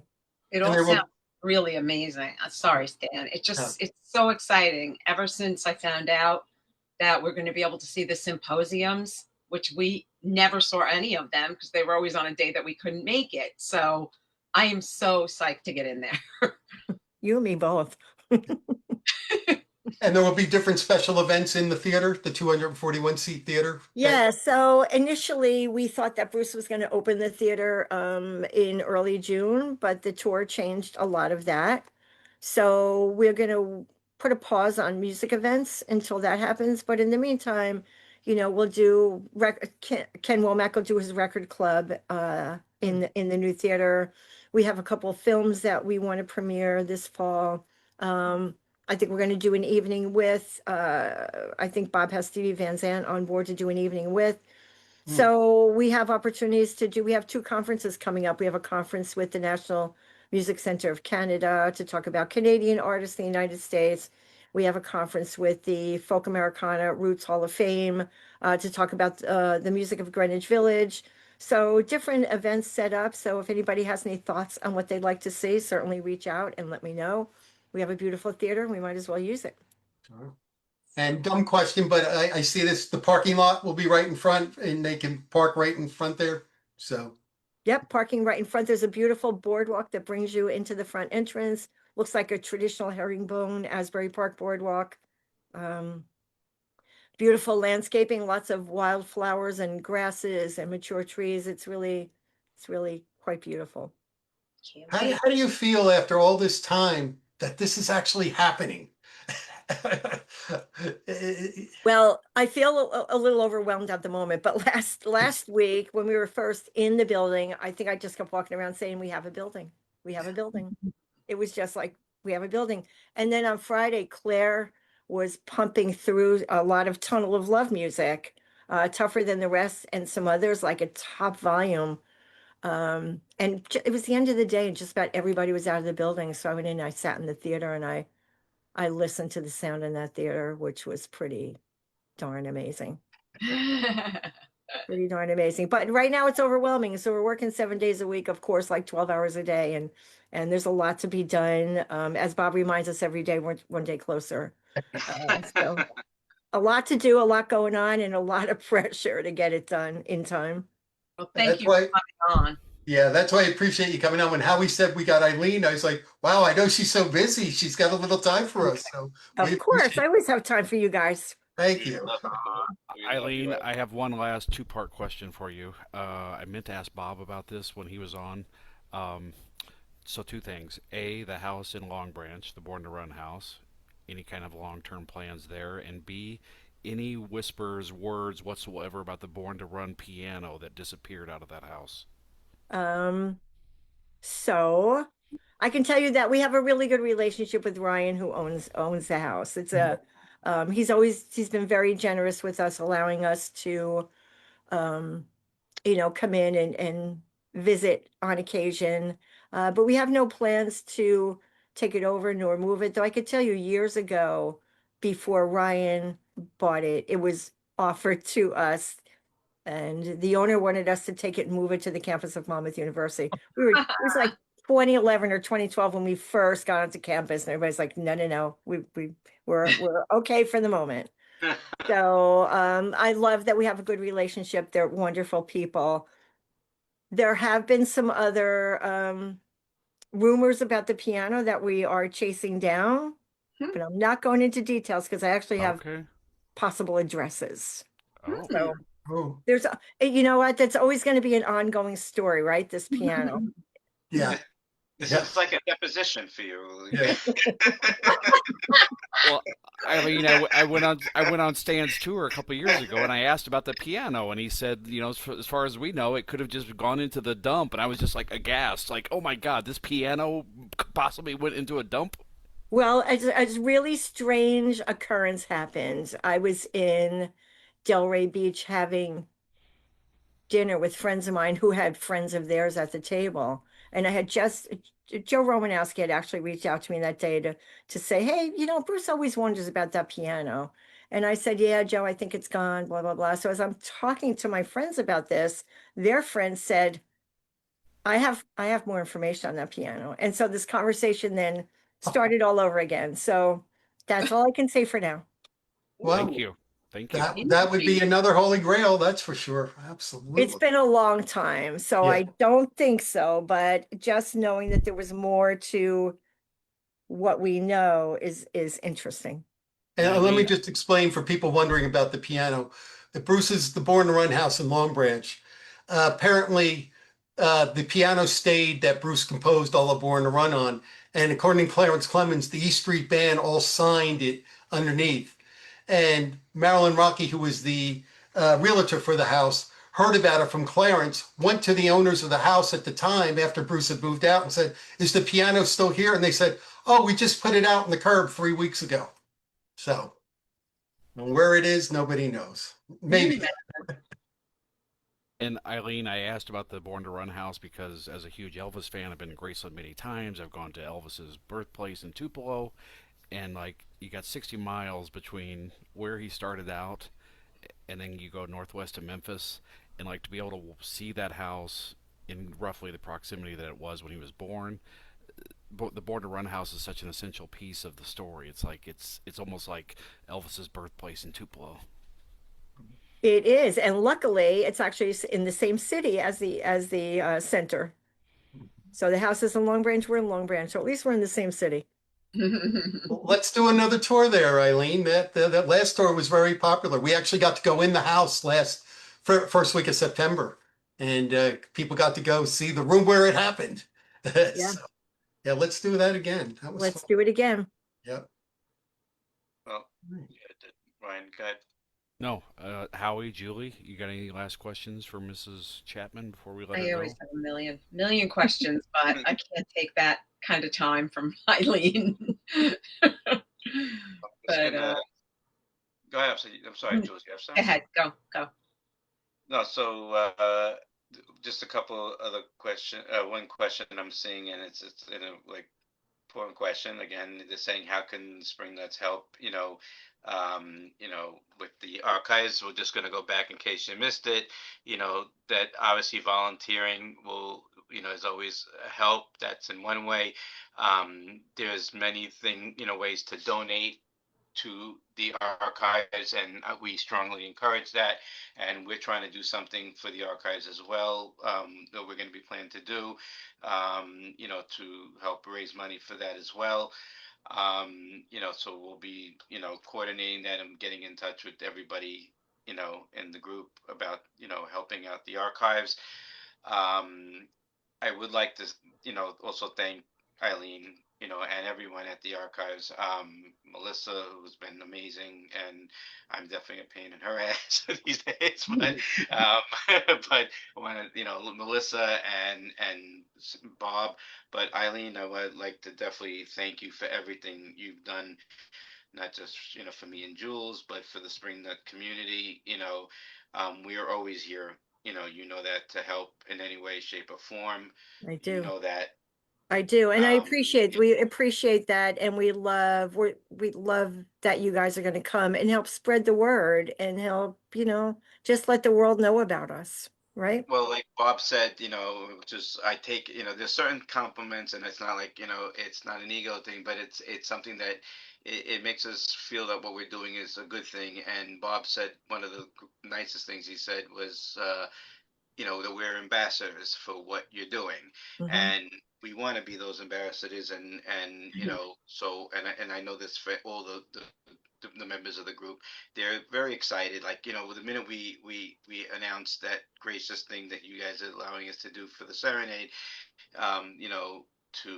preview the archives, on the 29th. I mean, you should have seen the emails that I was getting. I can only imagine what you were getting, but I'm saying, okay, and this was just a pre and then just to show you what it goes like when your shows for the 4th and 5th went out, they mixed it up and thought it was the thing for the preview, and it goes, I didn't get the email and I didn't get the thing, and I'm like, Oh, two separate things. But it just shows you the hype and the excitement to see this, what you're doing, and all this come to life. And I just want to thank you for everything that you've done, for the community, for Asbury, for us, for everything. And we will be there for you, front and center, whatever you need, to help make this, to promote it, to whatever you need, we're there. I just want you to know that. well, thank you. We appreciate that. We appreciate everything you do for us. And Stan has been there for us since day one. You got a lot of my collection, that's for sure. I know. So all of you have been amazing. We couldn't do this without you. I mean, we are a community, right? Yes. Yeah. Eileen, I'm sorry. I said one last question. I do have one last question, and I'll shut up. I'm asking this for a very personal reason, but the makeup, the archive has a board, correct? Yes. And I'm curious about the makeup of that, and the reason I'm asking that is I was at the awards show and reception beforehand, and I look over and I see one of my favorite authors, Douglas Brinkley, standing there. He's on our board. I spent 3 hours kind of hovering, but he was in a deep conversation. I didn't want to be that guy. I just wanted to say hi to him for a few minutes, but I left him alone. But yeah, Doug Brinkley, who's a very famous historian, very well-read author. So could you talk about the makeup of the board? Yeah, so the board is made up of representatives from Monmouth University, representative from the Springsteen team, and then some independent representatives like Doug Brinkley and Anthony DeCurtis. And so it's really, a conglomeration of Springsteen, Monmouth, and some independent, especially historians. Okay. And then we have an advisory board. We have different committees that different people serve on, including, of course, the American Music Honors committee as well, and others. All right. Well, I just want to point out on Ryan's picture, if you look between Eileen and Tinker West, I think that's Howie Chaz back there. There he is. There he is. See you He's in that hovering. picture, Howie. Is that Julie? That might be Julie a bit too there. Yeah, we were following Bruce. We were trying to go everywhere that Bruce went that day. Remember how? And I think that's you're Anthony. not supposed to say that on air, but okay. Yeah, I think that's one of our band members between Tinker and Bruce too. Anthony DeCurtis, I think, is in that picture too. Oh, wow. Yeah. That guy, maybe. Yeah. It's hard to tell. Yeah. So right. I remember that, but I do remember that exact day because we were right behind Bruce as they were taking him out of the room. And I said, Bruce, the Spring Nuts love you. And he said, oh, they do. That was my thrill for the day. That was a good day. That was a good day. And great you got that picture too with Vinny and Tinker. And Tinker with that hat that we now have in the archives. Oh, wow. Yeah, so we have the hat and the sunglasses. Karen just brought them last week. Nice. Well, You basically created Mecca for Springsteen fans. Yeah, you're right. I had not even thought about that, but yeah, and Stan, when he does his tours, he knows all about these destination tours for the most part.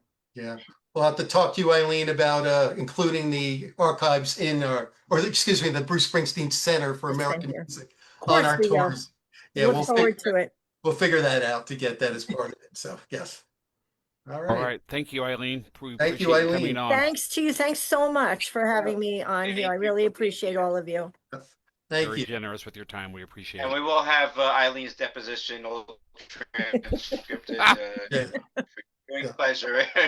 All right. I'll see you all soon. Thank you, Eileen. All right. Good night. Take care. Bye-bye. Bye-bye. All right. Now we have our after show. Now we have the post-show breakdown, riveting and informative interview. Yes, that was a wonderful. Seriously, she was very generous with giving us an. She has no time. She can't even remember what month it is, but she's here talking to us for an hour. So that was amazing. Yeah, And boy, those June 4th The and June first and 5th most shows. important thing,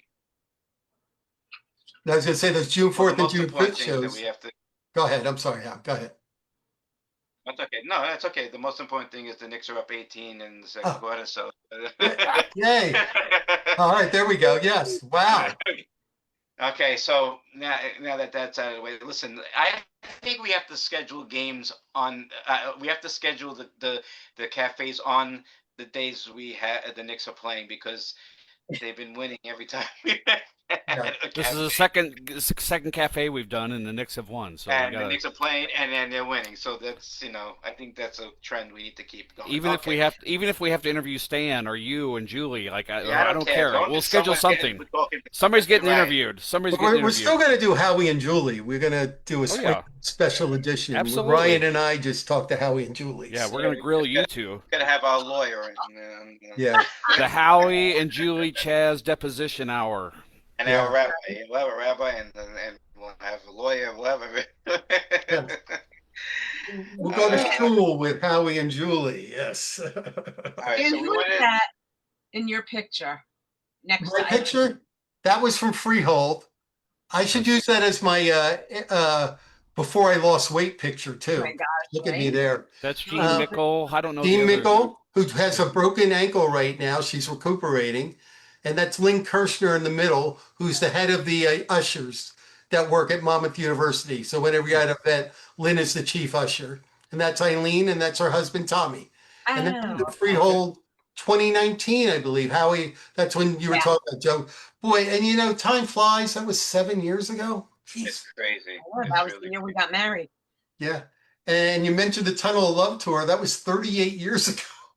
Wow. Don't do You know, that, one of- Dan. Don't One do of my it. favorite tours, and I didn't think it would be because a lot of the classics weren't played, but it was so different. And I just we've talked about it in the past on different shows, but I always felt that was a different Bruce. Bruce was like really, I don't know. I felt like I was seeing a different version of Bruce on that tour. But anyway, I regress. Just to put some things out there because I know we if people are going to the serenade and we're gonna have more to say this week, but just to this obviously this whole basketball hockey playoff thing threw everyone including myself for a little bit of a tizzy, but we are everything, thank God, is moving forward. We have we have we've currently worked out our Saturday. We rearranged it. We will get the information in the next, I would say by Thursday, information will come out on that once we get everything done. But I got to tell you that a lot of spring nuts have stepped up, okay, to help make things happen, which is truly Seriously. amazing. And we were able to rearrange things. We will definitely put things out about our Saturday schedule, shortly. I will say Sunday doesn't change. Tom is doing his show Sunday morning. For the people that are going to Philly, I just, in general, and can't make it Saturday, a Saturday night, but okay, but I'm going in circles here. Everyone will get their shirts way before the and their swag before the pony. So don't worry about that. That's all taken care of. And the mofos are super psyched, even though, they're gonna be doing the show the night before. They were definitely as not want to say concerned. Well, I was concerned, but it cut it close. Thankfully, that the Philly show is the 30th and not the 31st, so everything is still good. We got so much going on that Can I just weekend. interrupt you for 1 minute? Sorry. Yeah, you can, I have to take a phone call, so I got to say goodnight. Okay. Good night, Good Julie. night. Thank you. Night. Thanks, guys. Good night, Alice. good night. Bang Zoom. Okay. To the moon. To the moon, Alice. I only say that because she's not on camera now, so There you she go. won't see this. Yeah. Hey, I admit it, but but everything is in place. Sunday is going to be phenomenal, God willing. We got so much going on, so many surprises, so many things. It's going to be really out of this world. We always think, how can we up our game and make it better, or at least as good as the previous. And we're very confident, God willing, with God's help, that it will be that case, and everyone's going to have an amazing time. So, And Howie, that's just to basically it. clarify, for right now, more details will be coming out. But for now, Mhm. Sunday is exactly what it has been, planned from day one. Saturday is going to look a little different. People will have a chance to get their T-shirts prior, Yes. whether they're going to Philly or not. Friday.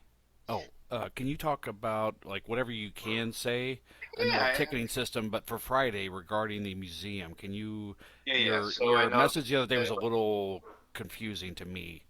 No, so the thing is that everything is in play. The problem is like what Eileen touched on it in the cafe.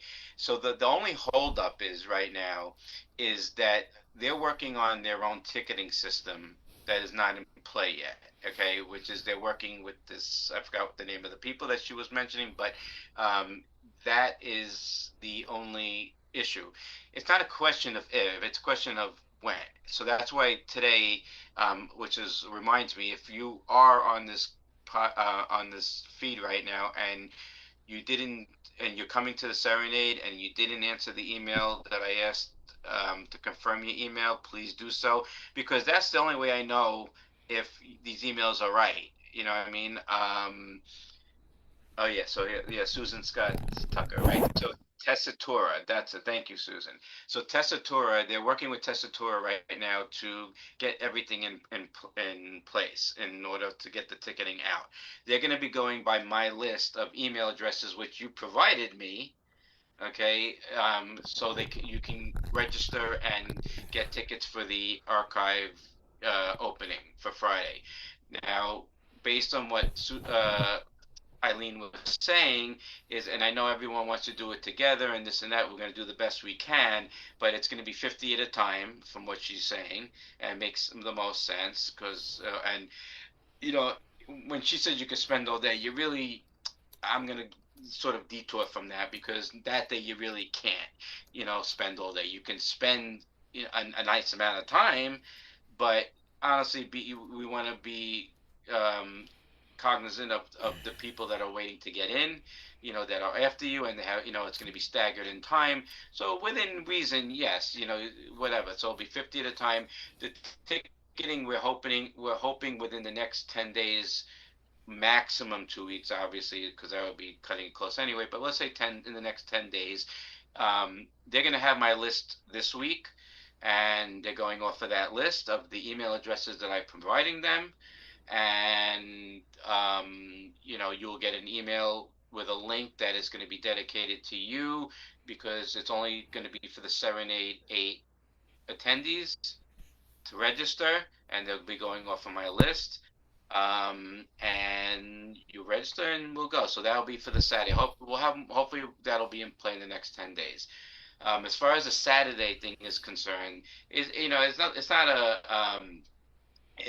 not a secret, okay? But so what we're doing is that we're going to, with the help of the unbelievable Mary Effin Jones, who, I got to tell you, is working not only her day job, but she's is very Uh, much a part of what we're doing. Go ahead. just want to give a shout out. Mary Jones received tenure the other day. Congratulations, Mary Jones. Congratulations, That's a Mary. huge deal for professors. So just She wanted also got tenure. She also got tenure in Spring Nuts Moderation. to. Congratulations, which is harder to get as tenure than your day job. But congratulations, all kidding aside, Mary. Um, Congratulations. But I will say, Mary's been working, so she's been heading up the Saturday events for me and Jules and Lauren, because we're not going to, I can't be a part of that till later on for the obvious reasons.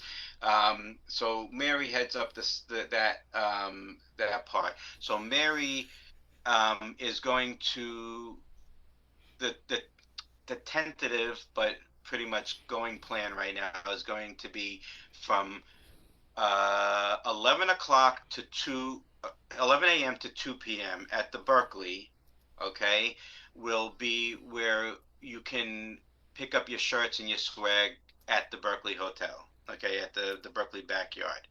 That will give people that are going to Philly time to go to Philly that day. Now, we don't care. I don't want to hear about the GAs and the this. That's your own deal. You want to partake? That's it.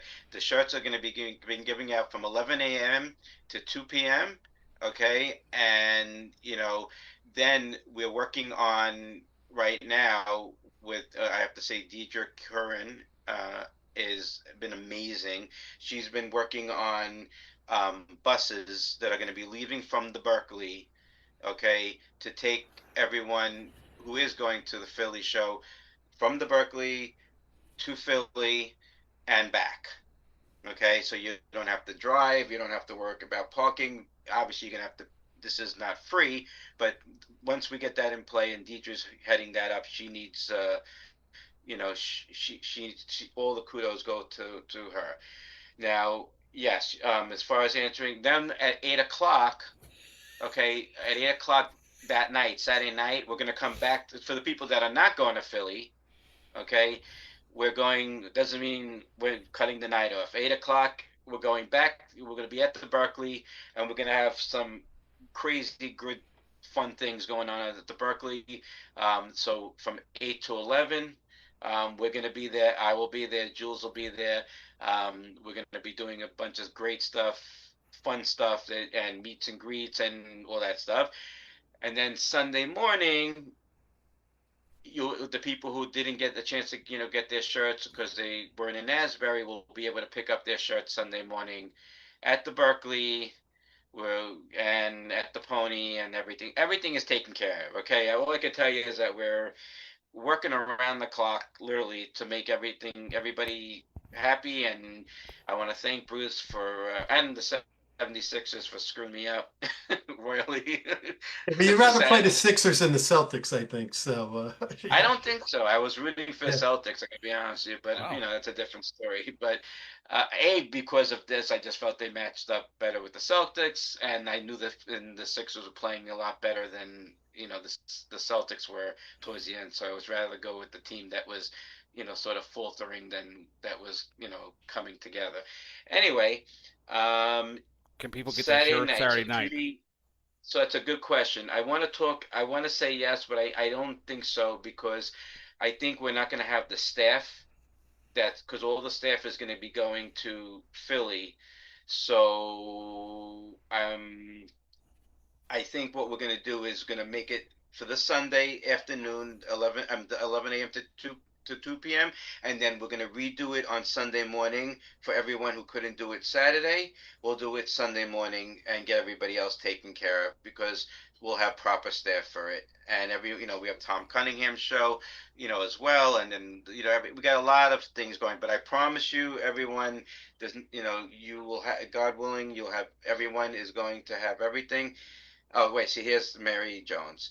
Yes, on Friday and Saturday, 12:30 at 12:30 a.m., the team was plotting and shifting and pivoting plan B, C, and D. Okay, well, I haven't gotten on plan C, D, and E yet, so Details to come. Details to come, but we'll go with that. And Mary, like I said, Mary's in charge of this. This is why she has tenure and I don't. And we'll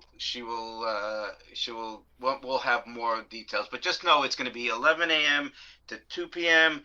Then Sunday morning, and if anything comes on between that, we'll let you know. And we're going to have a whole bunch of stuff for the non-Philly people at the Berkeley from 8 o'clock to 11 o'clock, and we're going to have a great time there. The Berkeley's psyched, we're psyched, and that's what we got.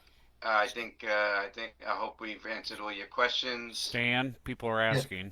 yeah, the bus tour is still on, and we will be done. I've been in touch with the one setting up the buses, who I'm blanking on her name. You just Deidre. Deidre, thank you, Deidre.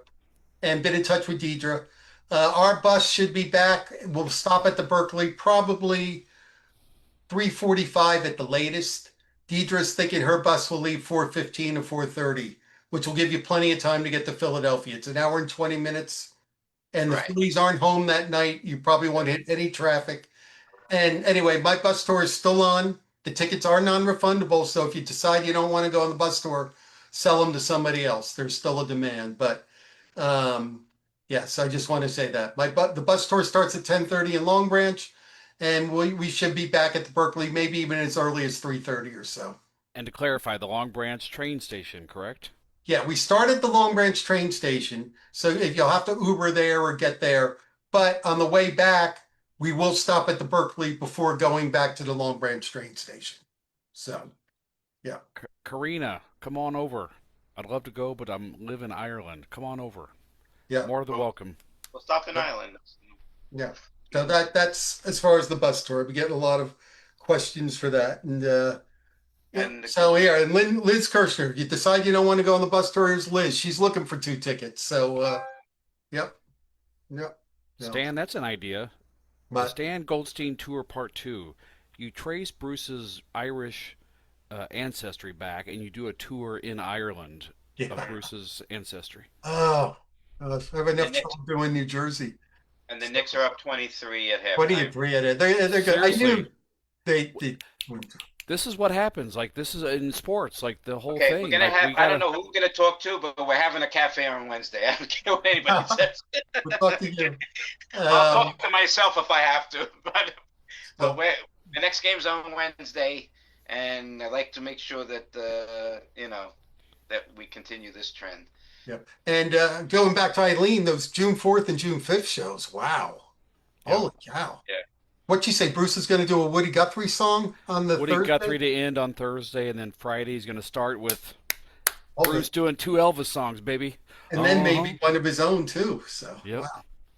And Jackson Brown and Steve Van Zandt doing "I Am a Patriot" together. And Wow, that's something. Somebody video that for me. are you going Thursday, Howie? Thursday, I'm going. Yeah, I'm going Good. on Thursday. Can't go to the Friday one, but I'll go to. No, I understand. Yeah, Friday's the much hotter ticket, but Thursday is both are sold out.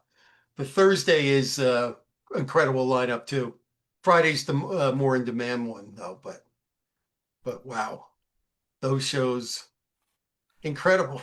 Plus, we don't know if there's going to be other stuff going on. Like, that's just what they're billing. Like, we don't know what else, who else might be popping up or what. Yeah, well, I had heard some other names. I won't mention them that I heard a lot, and it said, well, I think it says plus more to be added. So Well, let them and add him more. let them add him on Thursday for God's sake. yeah, and more. Yeah. I Yeah, think on Friday, Mick Jagger and Paul McCartney. I mean, you got to give us something on Thursday.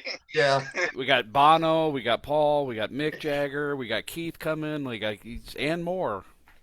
Stephen, Bono's did doing she it. mention who was narrating? She mentioned they had a past one with Tim Robbins and Susan Sarandon narrating, but she didn't say as far as this one though. But so boy, this is 2 good nights. I mean, wow. And then I'm sure Howie, you can't make it either. Friday the 29th, the local show, which that's sold out too. Yep. Yeah. So did I hear her correctly, Stan? The Native American thing that's happening on the 3rd, she said that's being announced tomorrow? Yeah, and that will be at the Pollock, and I believe that's a free ticket. She said it's free, but you got to register. I just Yeah, didn't so catch you the- probably, just so they know crowd control You that know what? Ann Sheenan has a good point. You know, they should add some more women musicians. I like that. I mean, there wasn't that many, and yeah. Shamika Copeland. Well, I guess it's who they can get and who says yes, who says no. And I there's a think couple Julie's- females I Julie's know I would available. like to see, but Well, I'll say this, and off the record, and this didn't happen, but I had heard Brandy Carlisle's name for the longest time, but she's not on the bill.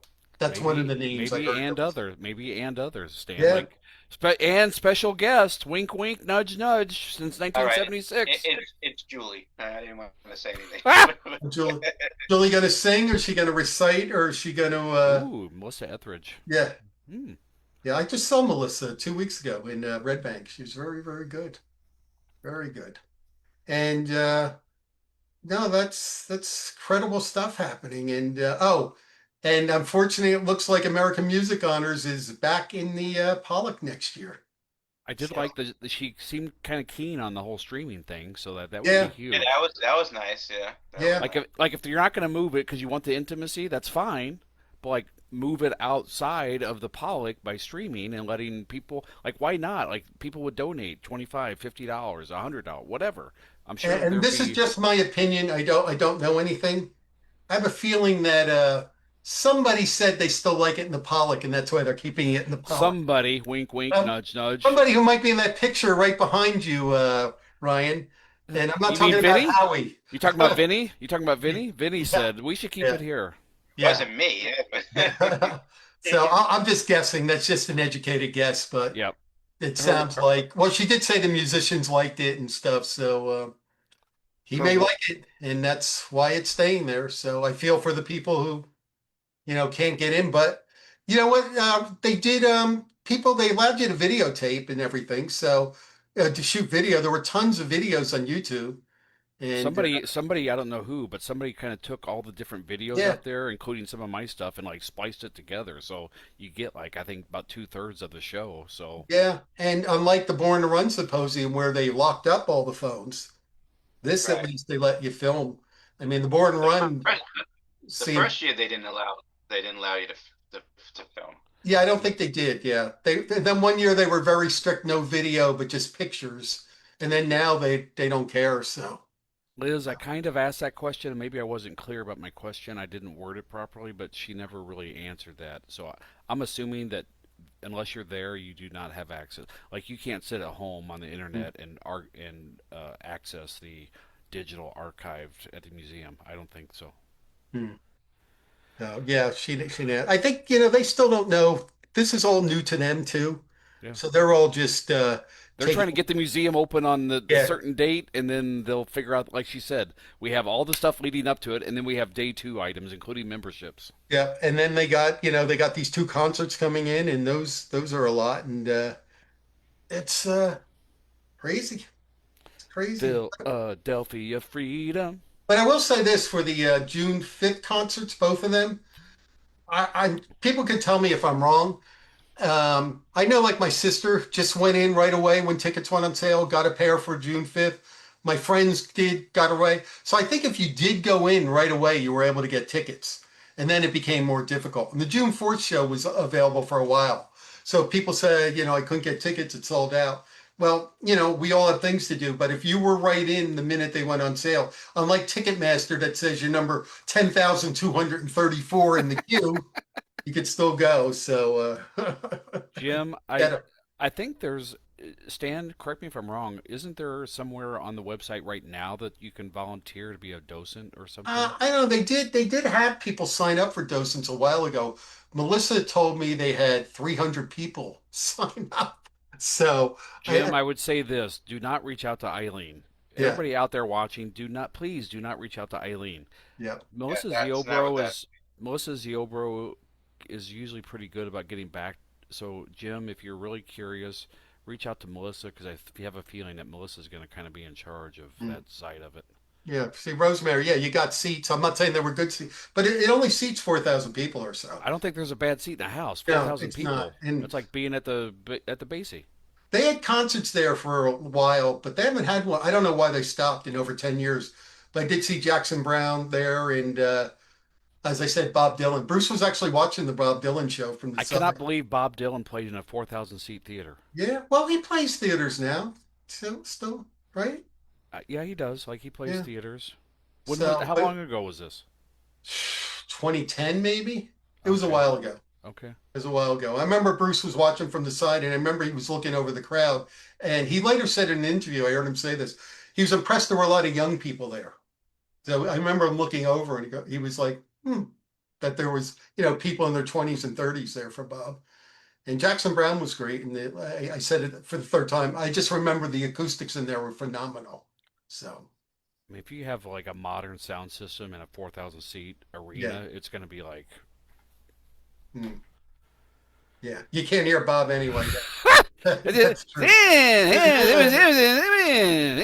I respect him for being Bob, and Ryan, you might get mad at me for this, but I think I knew 2 of the 15 songs he played that night. So Dude, I'm not kidding you. I saw him in Ohio a couple years yeah, ago, He was 2 minutes in, and I said to myself, I think he's playing Rolling Stone. Like it was just so, like the arrangement was so different. Hmm. I couldn't understand a goddamn word he was saying. Yeah. It took me 2 minutes to realize he's doing Rolling Stone. It was crazy. Yeah. Hands down, the single worst concert I've ever gone to I tell you, was Bob. I have to agree. So I have to tell you a story. My best friend at the time, we went to see Bob Dylan and Tom Petty together. They were playing Mm. a show together and the Garden, and I had first row seats, dead Oh my center. God! Wow. Okay, my Wow. friend got it, and I love Petty. Okay, I love Petty, and anyway, but it was like one set Petty, one set Dylan, and then they would do it, their things together. And Petty was rocking and whatever. And when Dylan came out, I mean, really, I know maybe two or three songs, and I was sitting there, and I literally was like bored off. I really was bored, Yeah. and I was like just sitting, and I was like this, in my seat, and I'm like dead center, so and I'm telling you, Bob must have gave me a look, and my friend was like mortified. He's like, "How you can't do that." And I'm like, "I'm sorry, I'm not doing this on purpose." Like I don't, like literally, that's what he was like. How you can't? You can't. I'm like, I was like this because I didn't know anything, But he wasn't. It was all monotonous Humble. to me, Right? I mean, it was. Yeah. And he, And you it can't was like, understand a and I word he's feel saying. bad. I know he's a genius, and I'm not saying, anything, but it just wasn't my thing. You go from Tom Petty playing American Girl and Refugee and all this stuff, and I'm rocking out of my brains, and then I'm going into like all these songs I didn't know until he hit like a Rolling Stone. I was like, hey, yeah, I'm up. But that was the only thing I knew. Yeah. But yeah, It's like sorry. And hearing Max Weinberg talk for 15 minutes about the band wow. in a 4 hour. Just certain things you don't want to hear at a certain time. Did someone put up um, that Max did a talk at a synagogue or a Jewish fundraiser down in Florida, and they said they had a Q&A, and it went on for a half hour, and Max only answered three questions in the half hour. So, yeah, So But if we ever have him on the cafe, I don't think we're gonna have any problems. I mean, yeah. so we you only, ask him one question, you wind him up, and just off he and, goes. and we Yeah, can come back like in an hour, and then yeah, we could do like when you ever see Speed, the movie Speed. yeah, You ever see that? You yeah, know yeah, when they when they try to fake him out, so they do the loop, yeah. and so it looks like it's constantly. We could do the same thing here with Max. We could just have the loop, and then and we could walk away, and come back, and now I could watch the Nick game in the meantime, and then come back, and we'll be good. I Yeah. loved it. Stan, did you see his Instagram post yesterday? Apparently, he forgot his stage glasses, or he couldn't find his stage glasses, so he's wearing his Buddy Holly black frame glasses. He said they kept falling down his nose, so he's like trying to drum, shove his glasses up. Zoop. Yeah. Hey, I'm going to see Bruce tomorrow night. I am not live streaming, I'm sorry, but there are a ton of good lower level seats available. That's the UBS Arena, Long Island, but GAs are available at face value. Boy, this is wow. I mean, there must be 300 lower level seats here, all at face value. Good seats too. Side of the Nick's stage. up by 30. Yeah. Okay, Nick's up by 30. Wow. I bet them. I was given 7.5, so good. Good. Donna, Donna Landis, Bob Dylan is a true musical genius. There's no question about it. What he should not be doing is doing shows where you can't understand him. He doesn't look at the audience. He doesn't acknowledge the audience. Bob is a musical genius, probably the best songwriter of the last 100 years, but he should not be live performing. Susan, Ticketmaster releasing tickets so late. These tickets have been up there for the past week for the Hmm. UBS show Yep. tomorrow. And I really don't know. I mean, I know New York has a lot of shows. I mean, there's the Brooklyn show. There's still two Garden shows, but the Brooklyn show is still tough. Madison Square Garden is very, very tough. UBS is easy. They'll probably be giving away the tickets by So Stan, as a Midwesterner and not a tri-state New York, New mhm. Jersey person, is it just because it's MSG? Like, is that why it's sells so much better than UBS? Yeah, and plus it's you can get there. There's so much public transportation to get there. if the Long Island Railroad goes in there, Amtrak goes in there, New Jersey Transit goes in there. So it's right above the train station. So it's very easy to do. You know, people drive. So many people live in New York City, and it's the Garden. It's the world's most famous arena. I don't know if anyone watches Hacks, the show on HBO with Yep. about the comedian Gene Smart. Yep. Gene Smart. Anyway, this season she wants to play Madison Square Garden. That's her dream. The world's most famous arena. So, yeah, Wow. garden shows are always special. Are they the best shows always? No, not necessarily, but it's just always New York City. And on the 16th, it's a Saturday night in New York City. So it just makes for a tough ticket. And Nice. yeah, And I can tell you this: the difference. But Bob just doesn't. Bob truly does not give a shit. yeah. If No, if Bruce sounded like Bob at the age of 84, he would not perform. I truly don't think that. I don't think he would do that to the audience. I think he respects the audience too much. Bob just doesn't give a shit. no, he wears a hoodie sometimes and you can't even understand him. And sometimes they say he plays the keyboards and just half the audience can't even see him. Yep.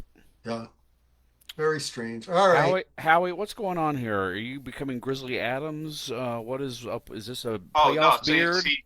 so after Philly won, I aged 50 years in 2 days when I didn't know when the when the show was going to be taking place. So nah, this is just temporary. I'm just, I like it. I like it. Yeah, makes how me are you look. not going tomorrow? You going to UBS? I'm Yes. only going to Brooklyn and Yeah.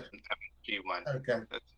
Yep. So, all All right. right. Well, Let's go. The Knicks aren't Howie, interesting, yeah, but we'll turn it on. Howie's got 10,000 emails to respond. And just so you know, this is a little sidebar, a little taste of maybe something that we might do at some point in time. Howie, you do have like a day job, right? Oh yeah, no, yeah, I do.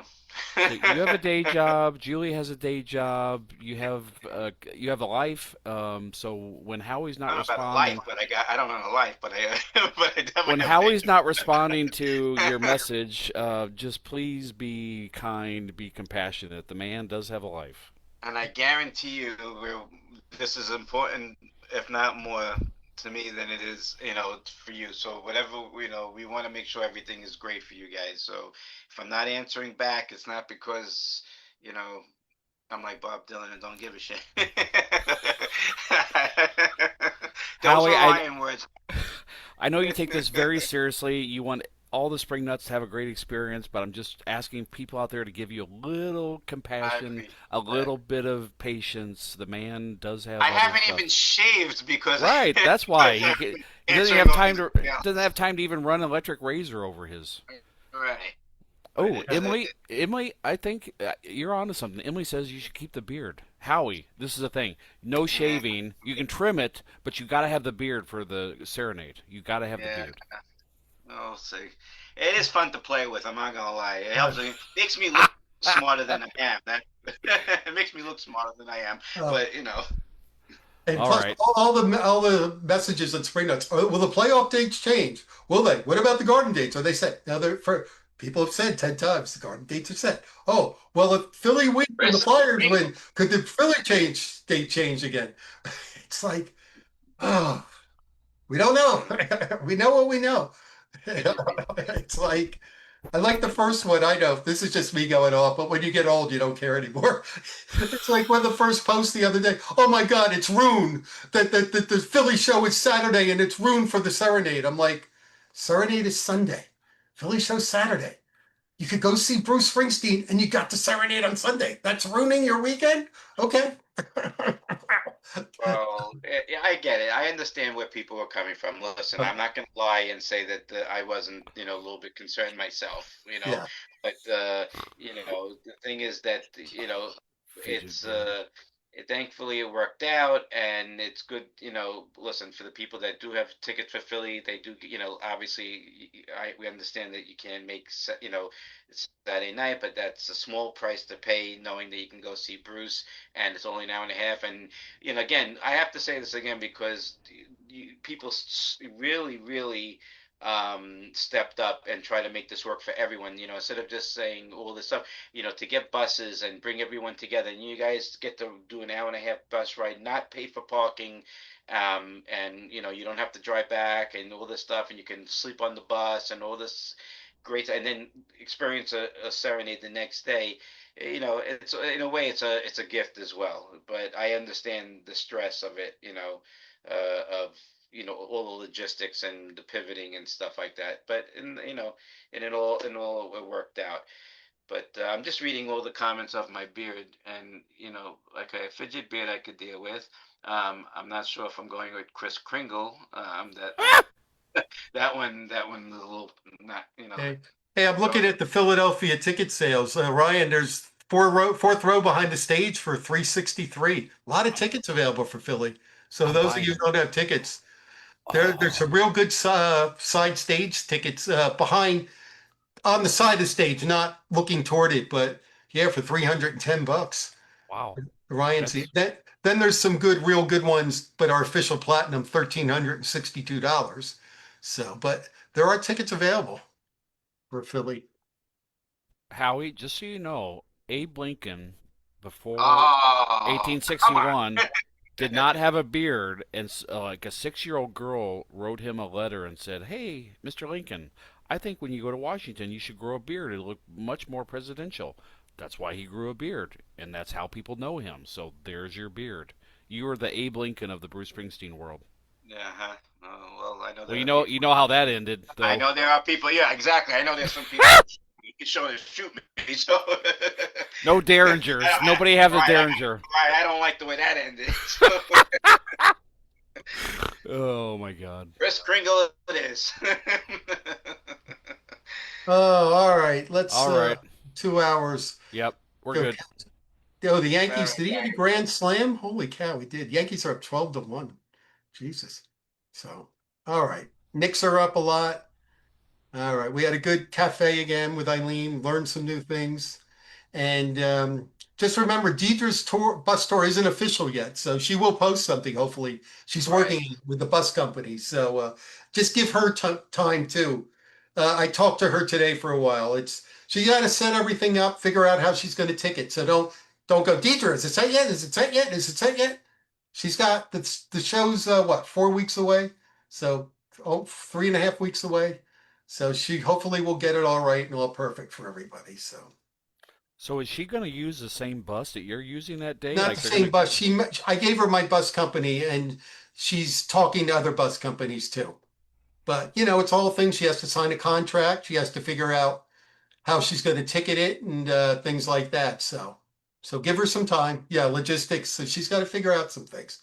But last I talked to her, she was thinking the bus anywhere from 4 to 4:30, and last she said maybe 4:30. So when people will go on Yeah. my tour, we'll have a half hour to just chill out and then get on her bus. So Everyone's working together. yeah, Stan, Idra, we're all working right, together to make it work for everyone. right. So trust me when I say, we're a good group of people that want everybody to be happy in the end. So just we are in good hands.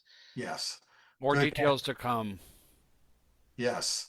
All right, and a All lot of right. Philadelphia tickets available. I'm just Yep. looking. I'm Yeah. looking on there right now, and you're Ryan's right. like, oh man, do I want to go and I stream? know. I'm like, ooh. I Yeah, thought three you hundred don't. and some dollars. Ryan. Those are the Ryan streaming seats.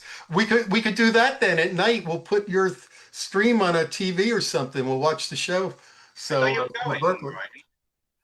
I had a ticket for Friday's show, so now I have a ticket for, May 30th. Oh, gotcha. Okay. Are you okay, Howie? Let's hear it. All right, I'm leaving. I want to go get something to eat. And All right, Stan. all All right, right. good night, everyone. Good Thank night, you. everybody. Thanks for Bye. coming. We'll speak. Bye. Bye. Bye, buddy. Hope you find your dad. That's from Elf. I say that to my kids all the time when they're leaving. They hate me for it. Bye, buddy. Hope you find your dad.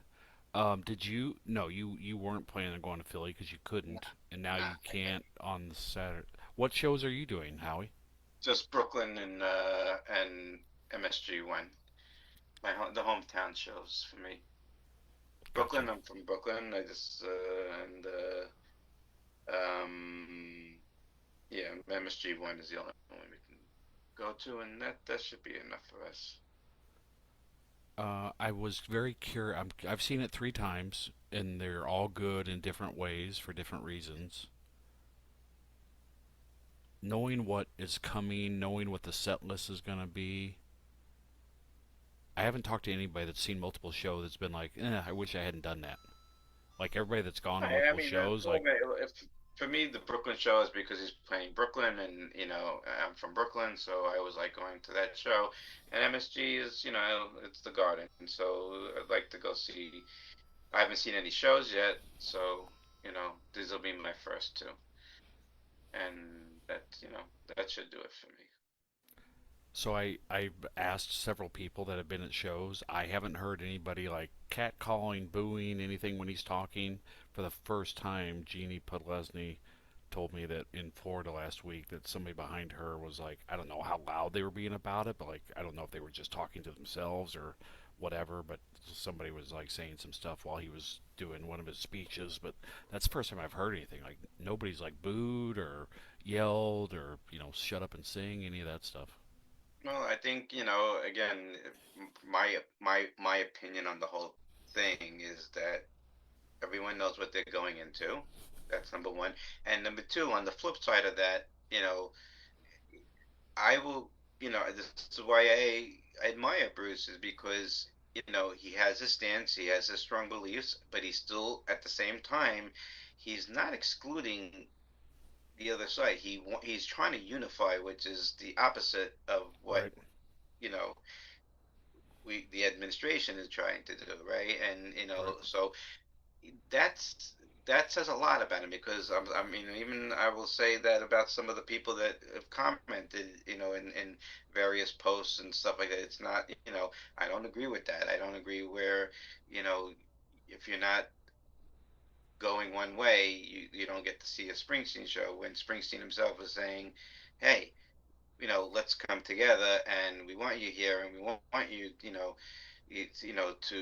he says the right things. That's what a leader should do. I mean, that's what we're everyone's protesting against, right? What you're saying, leadership is unifying, not separating. So, and the shows look like, I've seen, I haven't watched every stream, because I want to enjoy the show when I see it, but Right. you know, I know what the set list is obviously and all this stuff, and I know there's a lot of these songs have different meanings these days, and and you could see the energy and it's great, and you could see Bruce is having a great time and the band's having a great time, and no one's been complaining about the same set lists and whatever. I mean, again, I mean, it is, except for like the Garden or maybe LA or whatever. There's no multiple shows in the same cities, but you know, if you don't get it by now, where what you're walking into, then you're doing Right. it to yourself. Right. I mean, it's there's nothing else to say about that. But This is I'm what excited for the show. this is what's on the back of the shirt that I bought. Everyone, regardless of where you stand or what you believe in, is welcome. So get ready to join the United Free Republic of the E Street Nations That's what for it an says. America. That's what it says on the shirt. I took That's a just picture of it. wait, is that an official shirt or is Yeah, that a? it's what it's Oh, his official shirt. It's on the back. wow. It's the front is him on stage, but on the back it's got the tour, the cities. That's an official shirt. I didn't know that was an official shirt. Wow, I will that's send it that's to you. amazing. So that's really amazing because again, here's a guy who can't stand, the president and what he's doing, but at the same time, he's not alienating his fans. He's telling them like, listen, come, we want, that's phenomenal. That's I would that's a shirt that I would buy. Yeah. I mean, because it's the message is the right message to me. That's walking the walk, and I give him a lot of credit for that. I really do. I really do. It says a lot about him, and it also, it should, I know I'm going to get, crucified for saying this, but a lot of people should, when they say that they think they know what Bruce thinks, Well, Bruce is telling you what he thinks. Okay, it's on the back of his shirt. He's saying it. Yeah, I hate the administration. I hate all this, everything that's going on. But that doesn't mean my fans that have been listening to me for the last 50 years that may not align with certain things, but come to the show and hear me out and hear what I have to say and make your own stuff. That's I like that. That's the part that always resonated about Bruce. Yes, he doesn't care if he loses people and because they don't want to hear it, but at the same time, he's not alienating them and saying, Right. "Don't come." Right. He's got integrity in buckets and spades. I mean, Yeah. that's clear. So Howie, one last question for you. This is a teaser for people watching Darkness is my favorite album. for our one-on-one. We know you're a man. What did you call it?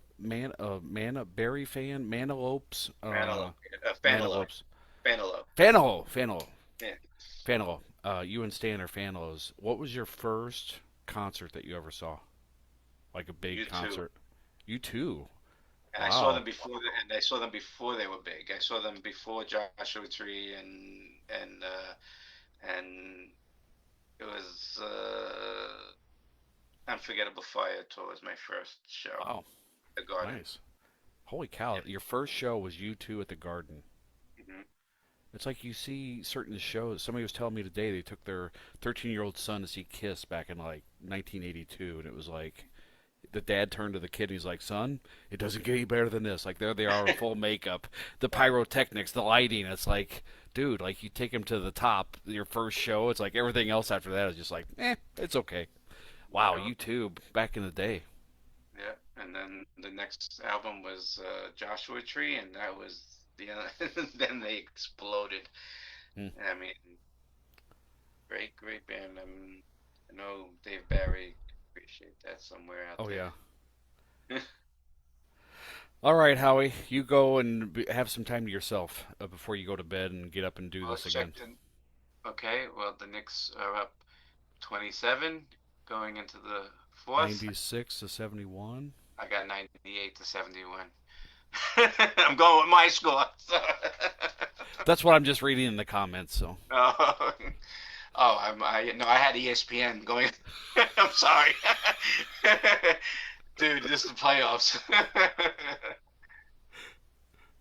Sorry, I don't. I'm being true to myself. no, I get it, dude. Like it'd be like the Cardinals are in the World Series and it's Game 7. Like I don't know if I could even be on this right now. I'd be glued to my TV. So I give you props Well, for. no, I pay attention, but I just had to check the score from time to time and know what I was, if I'm gonna, how my night's gonna go. All right, Howie. Have All a good right. night. You too, brother. It was a great show as always. Kudos to everybody, and thank you guys for hanging out with us tonight and spending time with us. And we have 27 days before Ooh. Serenade. Just like Bob and Eileen are looking at the clock ticking down, you need a clock that's ticking down to Serenade. Oh, I got that clock in my head and this hamster wheel in my head that I got going on. So one has to remind me. All right, guys. All Have right, a brother. good night. Everybody watching, have a good night. Thank you for watching, hanging with us. Thanks to Eileen Chapman for stopping by. Truly gracious of her to give us an hour and X amount of time. So, all right, night, Howie. Good night, brother. All right, we are out of here. Everybody have a good night. Thank you for tuning in. Do we have anything else coming up that I know of? I know he's working on a couple things, but I don't think we have anything else locked into place for now. We got too much stuff going on. I know I got too much stuff going on. Working crazy hours, trying to do this, trying to do the stream in the morning. Yeah, I don't think we have anything else locked in place for right now, which is good. Howie's got enough stuff going on. I got enough stuff going on. I would be interested in that Native American event at the Pollock on the 3rd. If anybody sees the announcement come out on that tomorrow, please send me a DM or something so I know I want to register. I want to go. All right, I'm out of here. Everybody have a good night. Irina, good to see you. Carol O'Neill, Susie Q. Susie Q. Why would somebody get up? Susie, I saw your comment earlier.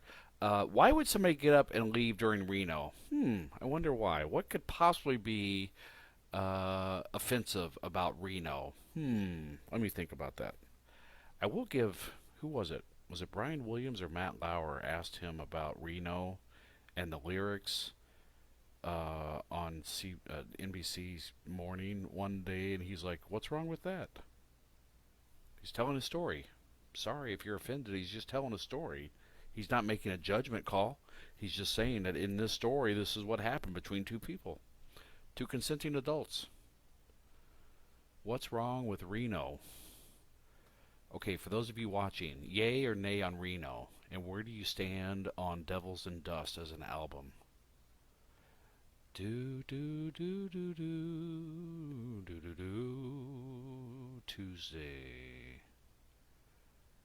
Oh, I can't work Tuesday. To Howie, Chaz, and Stan, and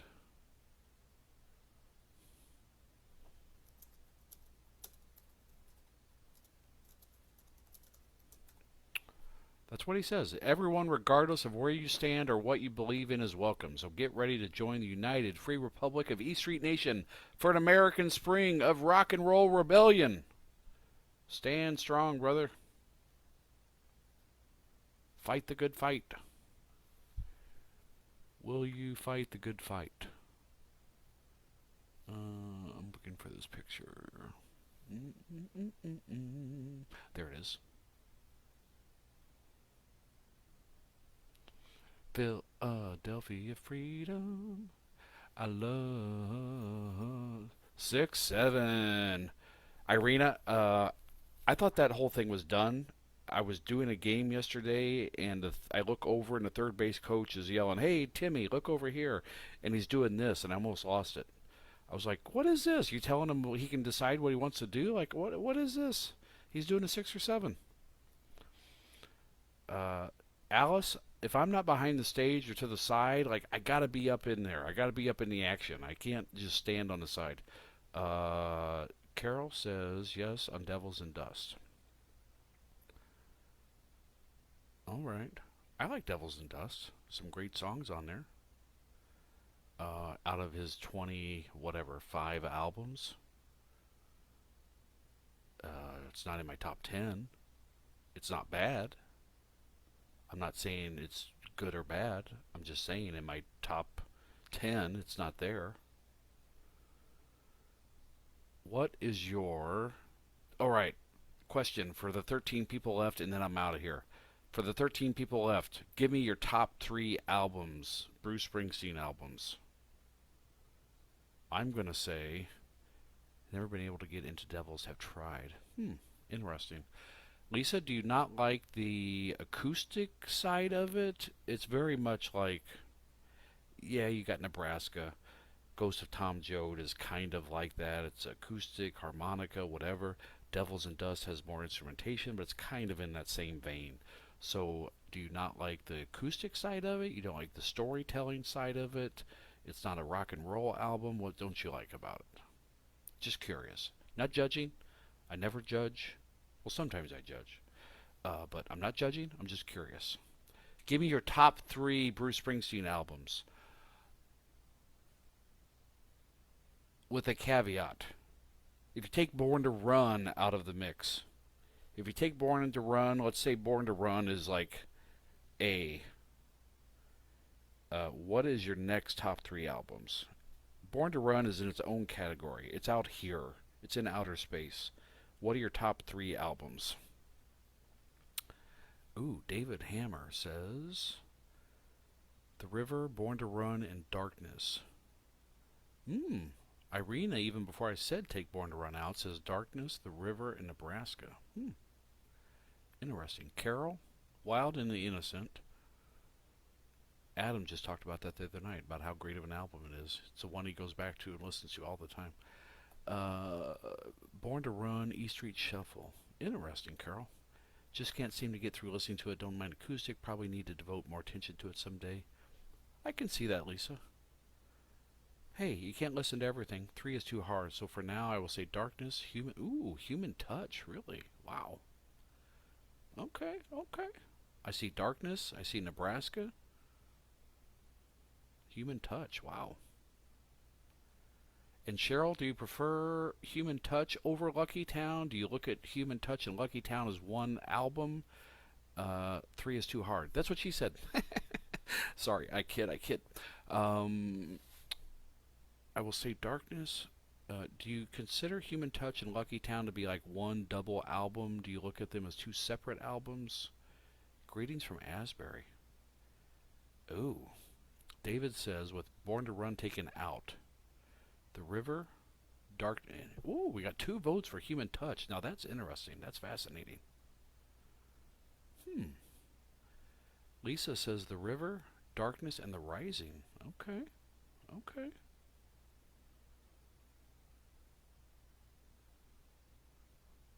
Okay. Irina says 2. Irina, I do think like they probably could have been. It could have been a double album. It could have been The River Part 2. However, they're 2 very different albums. One is much darker, more polished. Lucky Town to me sounds like it could have been an E Street Band album. And I think that's the disappointing part. And I think he even says this. Like, he wanted to try something different. So he got rid of the band. He developed a different band. And it kind of wound up sounding like E Street Band stuff. Like, it's his stuff. It's his songs. It's his songwriting. It's his music. So, of course, it's going to sound like him. But, what a toss-up. Yes, Irina, they have a different theme. David, if I take Born to Run out of the mix, Darkness,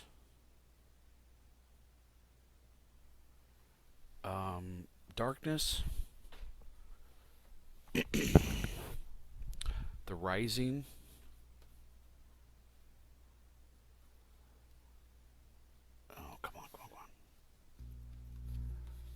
I'm going to say The Darkness, The Rising, and I really like Western Stars. It's not in my top 3, but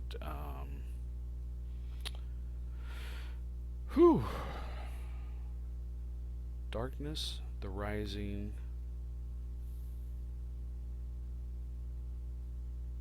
I don't know. I'd really have to sit down and think about that.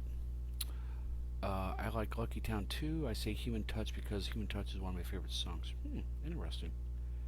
Liz doesn't like the other band.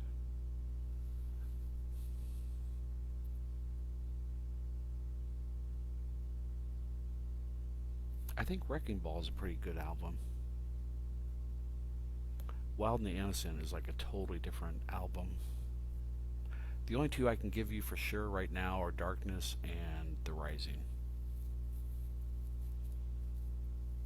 Born USA, no. Tunnel of Love, no. Ghost, no. I'm partial to The River since my first show was on it. That's totally understandable, David. A lot of it comes down to like when we came into it, what show we went to for the first time, where we were at a certain time. Liz, yes, I am streaming in the morning because it's Sharon Newhouse's birthday today, and I want to wish her a happy birthday. I could not do today, but I will be doing streaming tomorrow. All right. I think that's enough for tonight.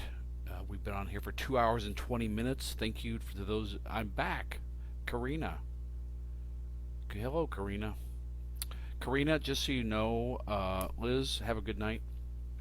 Karina, what was happening tonight is we have Spring Nut Cafes from time to time, about once a week.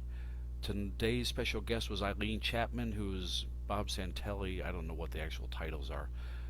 Bob Santelli is kind of like the director of the museum archive. Eileen Chapman is very much the overseer. She's the lady in charge of everything, and then Melissa Ziobro is on the educational side of it. We were talking to Eileen about the museum opening. I say museum, I'm sorry, I know it's the Bruce Springsteen Archive for American Music, but I just say the Bruce Museum to make it easy. That is opening on June the 6th with a ribbon cutting event, and then the 7th will be open to the public. It's in Long Branch, New Jersey, which is the town that the house that he wrote Born to Run is in. It's on the campus of Monmouth University. So that's what was going on tonight. All right, I am out of here. Karina, good night. Glad you could join us from Ireland. Everybody else watching, Carol, Neil, hopefully I'll see you tomorrow. Anybody else that's watching that doesn't know, I do a stream in the morning some nights, some mornings, 3 to 4 times a week. 8 o'clock Eastern, 7 Central U.S. time. Just checking in, seeing what's going on. We got our friends, we got our favorites. We got people that have been from day one. Karina, she was very good. She's incredibly busy. They've got what, 20 some days left, 25, 26, 27 days left. They're burning down the clock. They're getting the archives ready to be put on public display.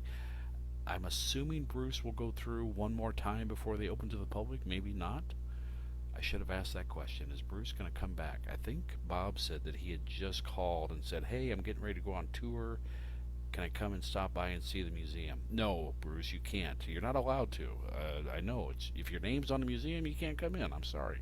But yeah, so I would be curious if he goes in one more time before it opens to the public, just to get his eyes on it, see what's going on. It's 3:30 in the morning in Ireland. Wow. Karina, you are a beast. You're a night owl. Thank you, Carol. I know the whole headset thing is not ideal, but I need to be able to hear clearly and speak clearly, and I can't do that through my laptop. So I tried my earbuds one night, and that didn't seem to work out very well. If I look like a Time Magazine Life operator, then so be it. Time Life Books, how may I help you? All right, I'm out. Adios, muchachos. Thank you for stopping in. Thank you to Howie and Julie and Stan, as usual. Thank you to Eileen Chapman. Great discussion. Thank you for all the information and being kind and generous with all of your information. It was poor Adele's birthday today. Yes, Adele was born on this day. I think she'd be 100 if I'm not mistaken. Adele Springsteen. I think she was 96 when she passed away. Adele Springsteen was born in 1925. Wow, she'd be 101 today. She passed away at the age of 98. Yes, God bless to Adele Springsteen for giving us the gift of your son and being his champion and cheerleader for all those years and buying him his first guitar. Without Adele Springsteen, if she was a different person, we might not have the person that we have today. We all would not be sitting here. Listen to me yap my yapper. So God bless Adele Springsteen. I'll see you in my dreams. All right, adios. Have a good night. I will see some of you later down the road. Some of you tomorrow. Be well. Be safe. Take care of yourselves. Take care of each other.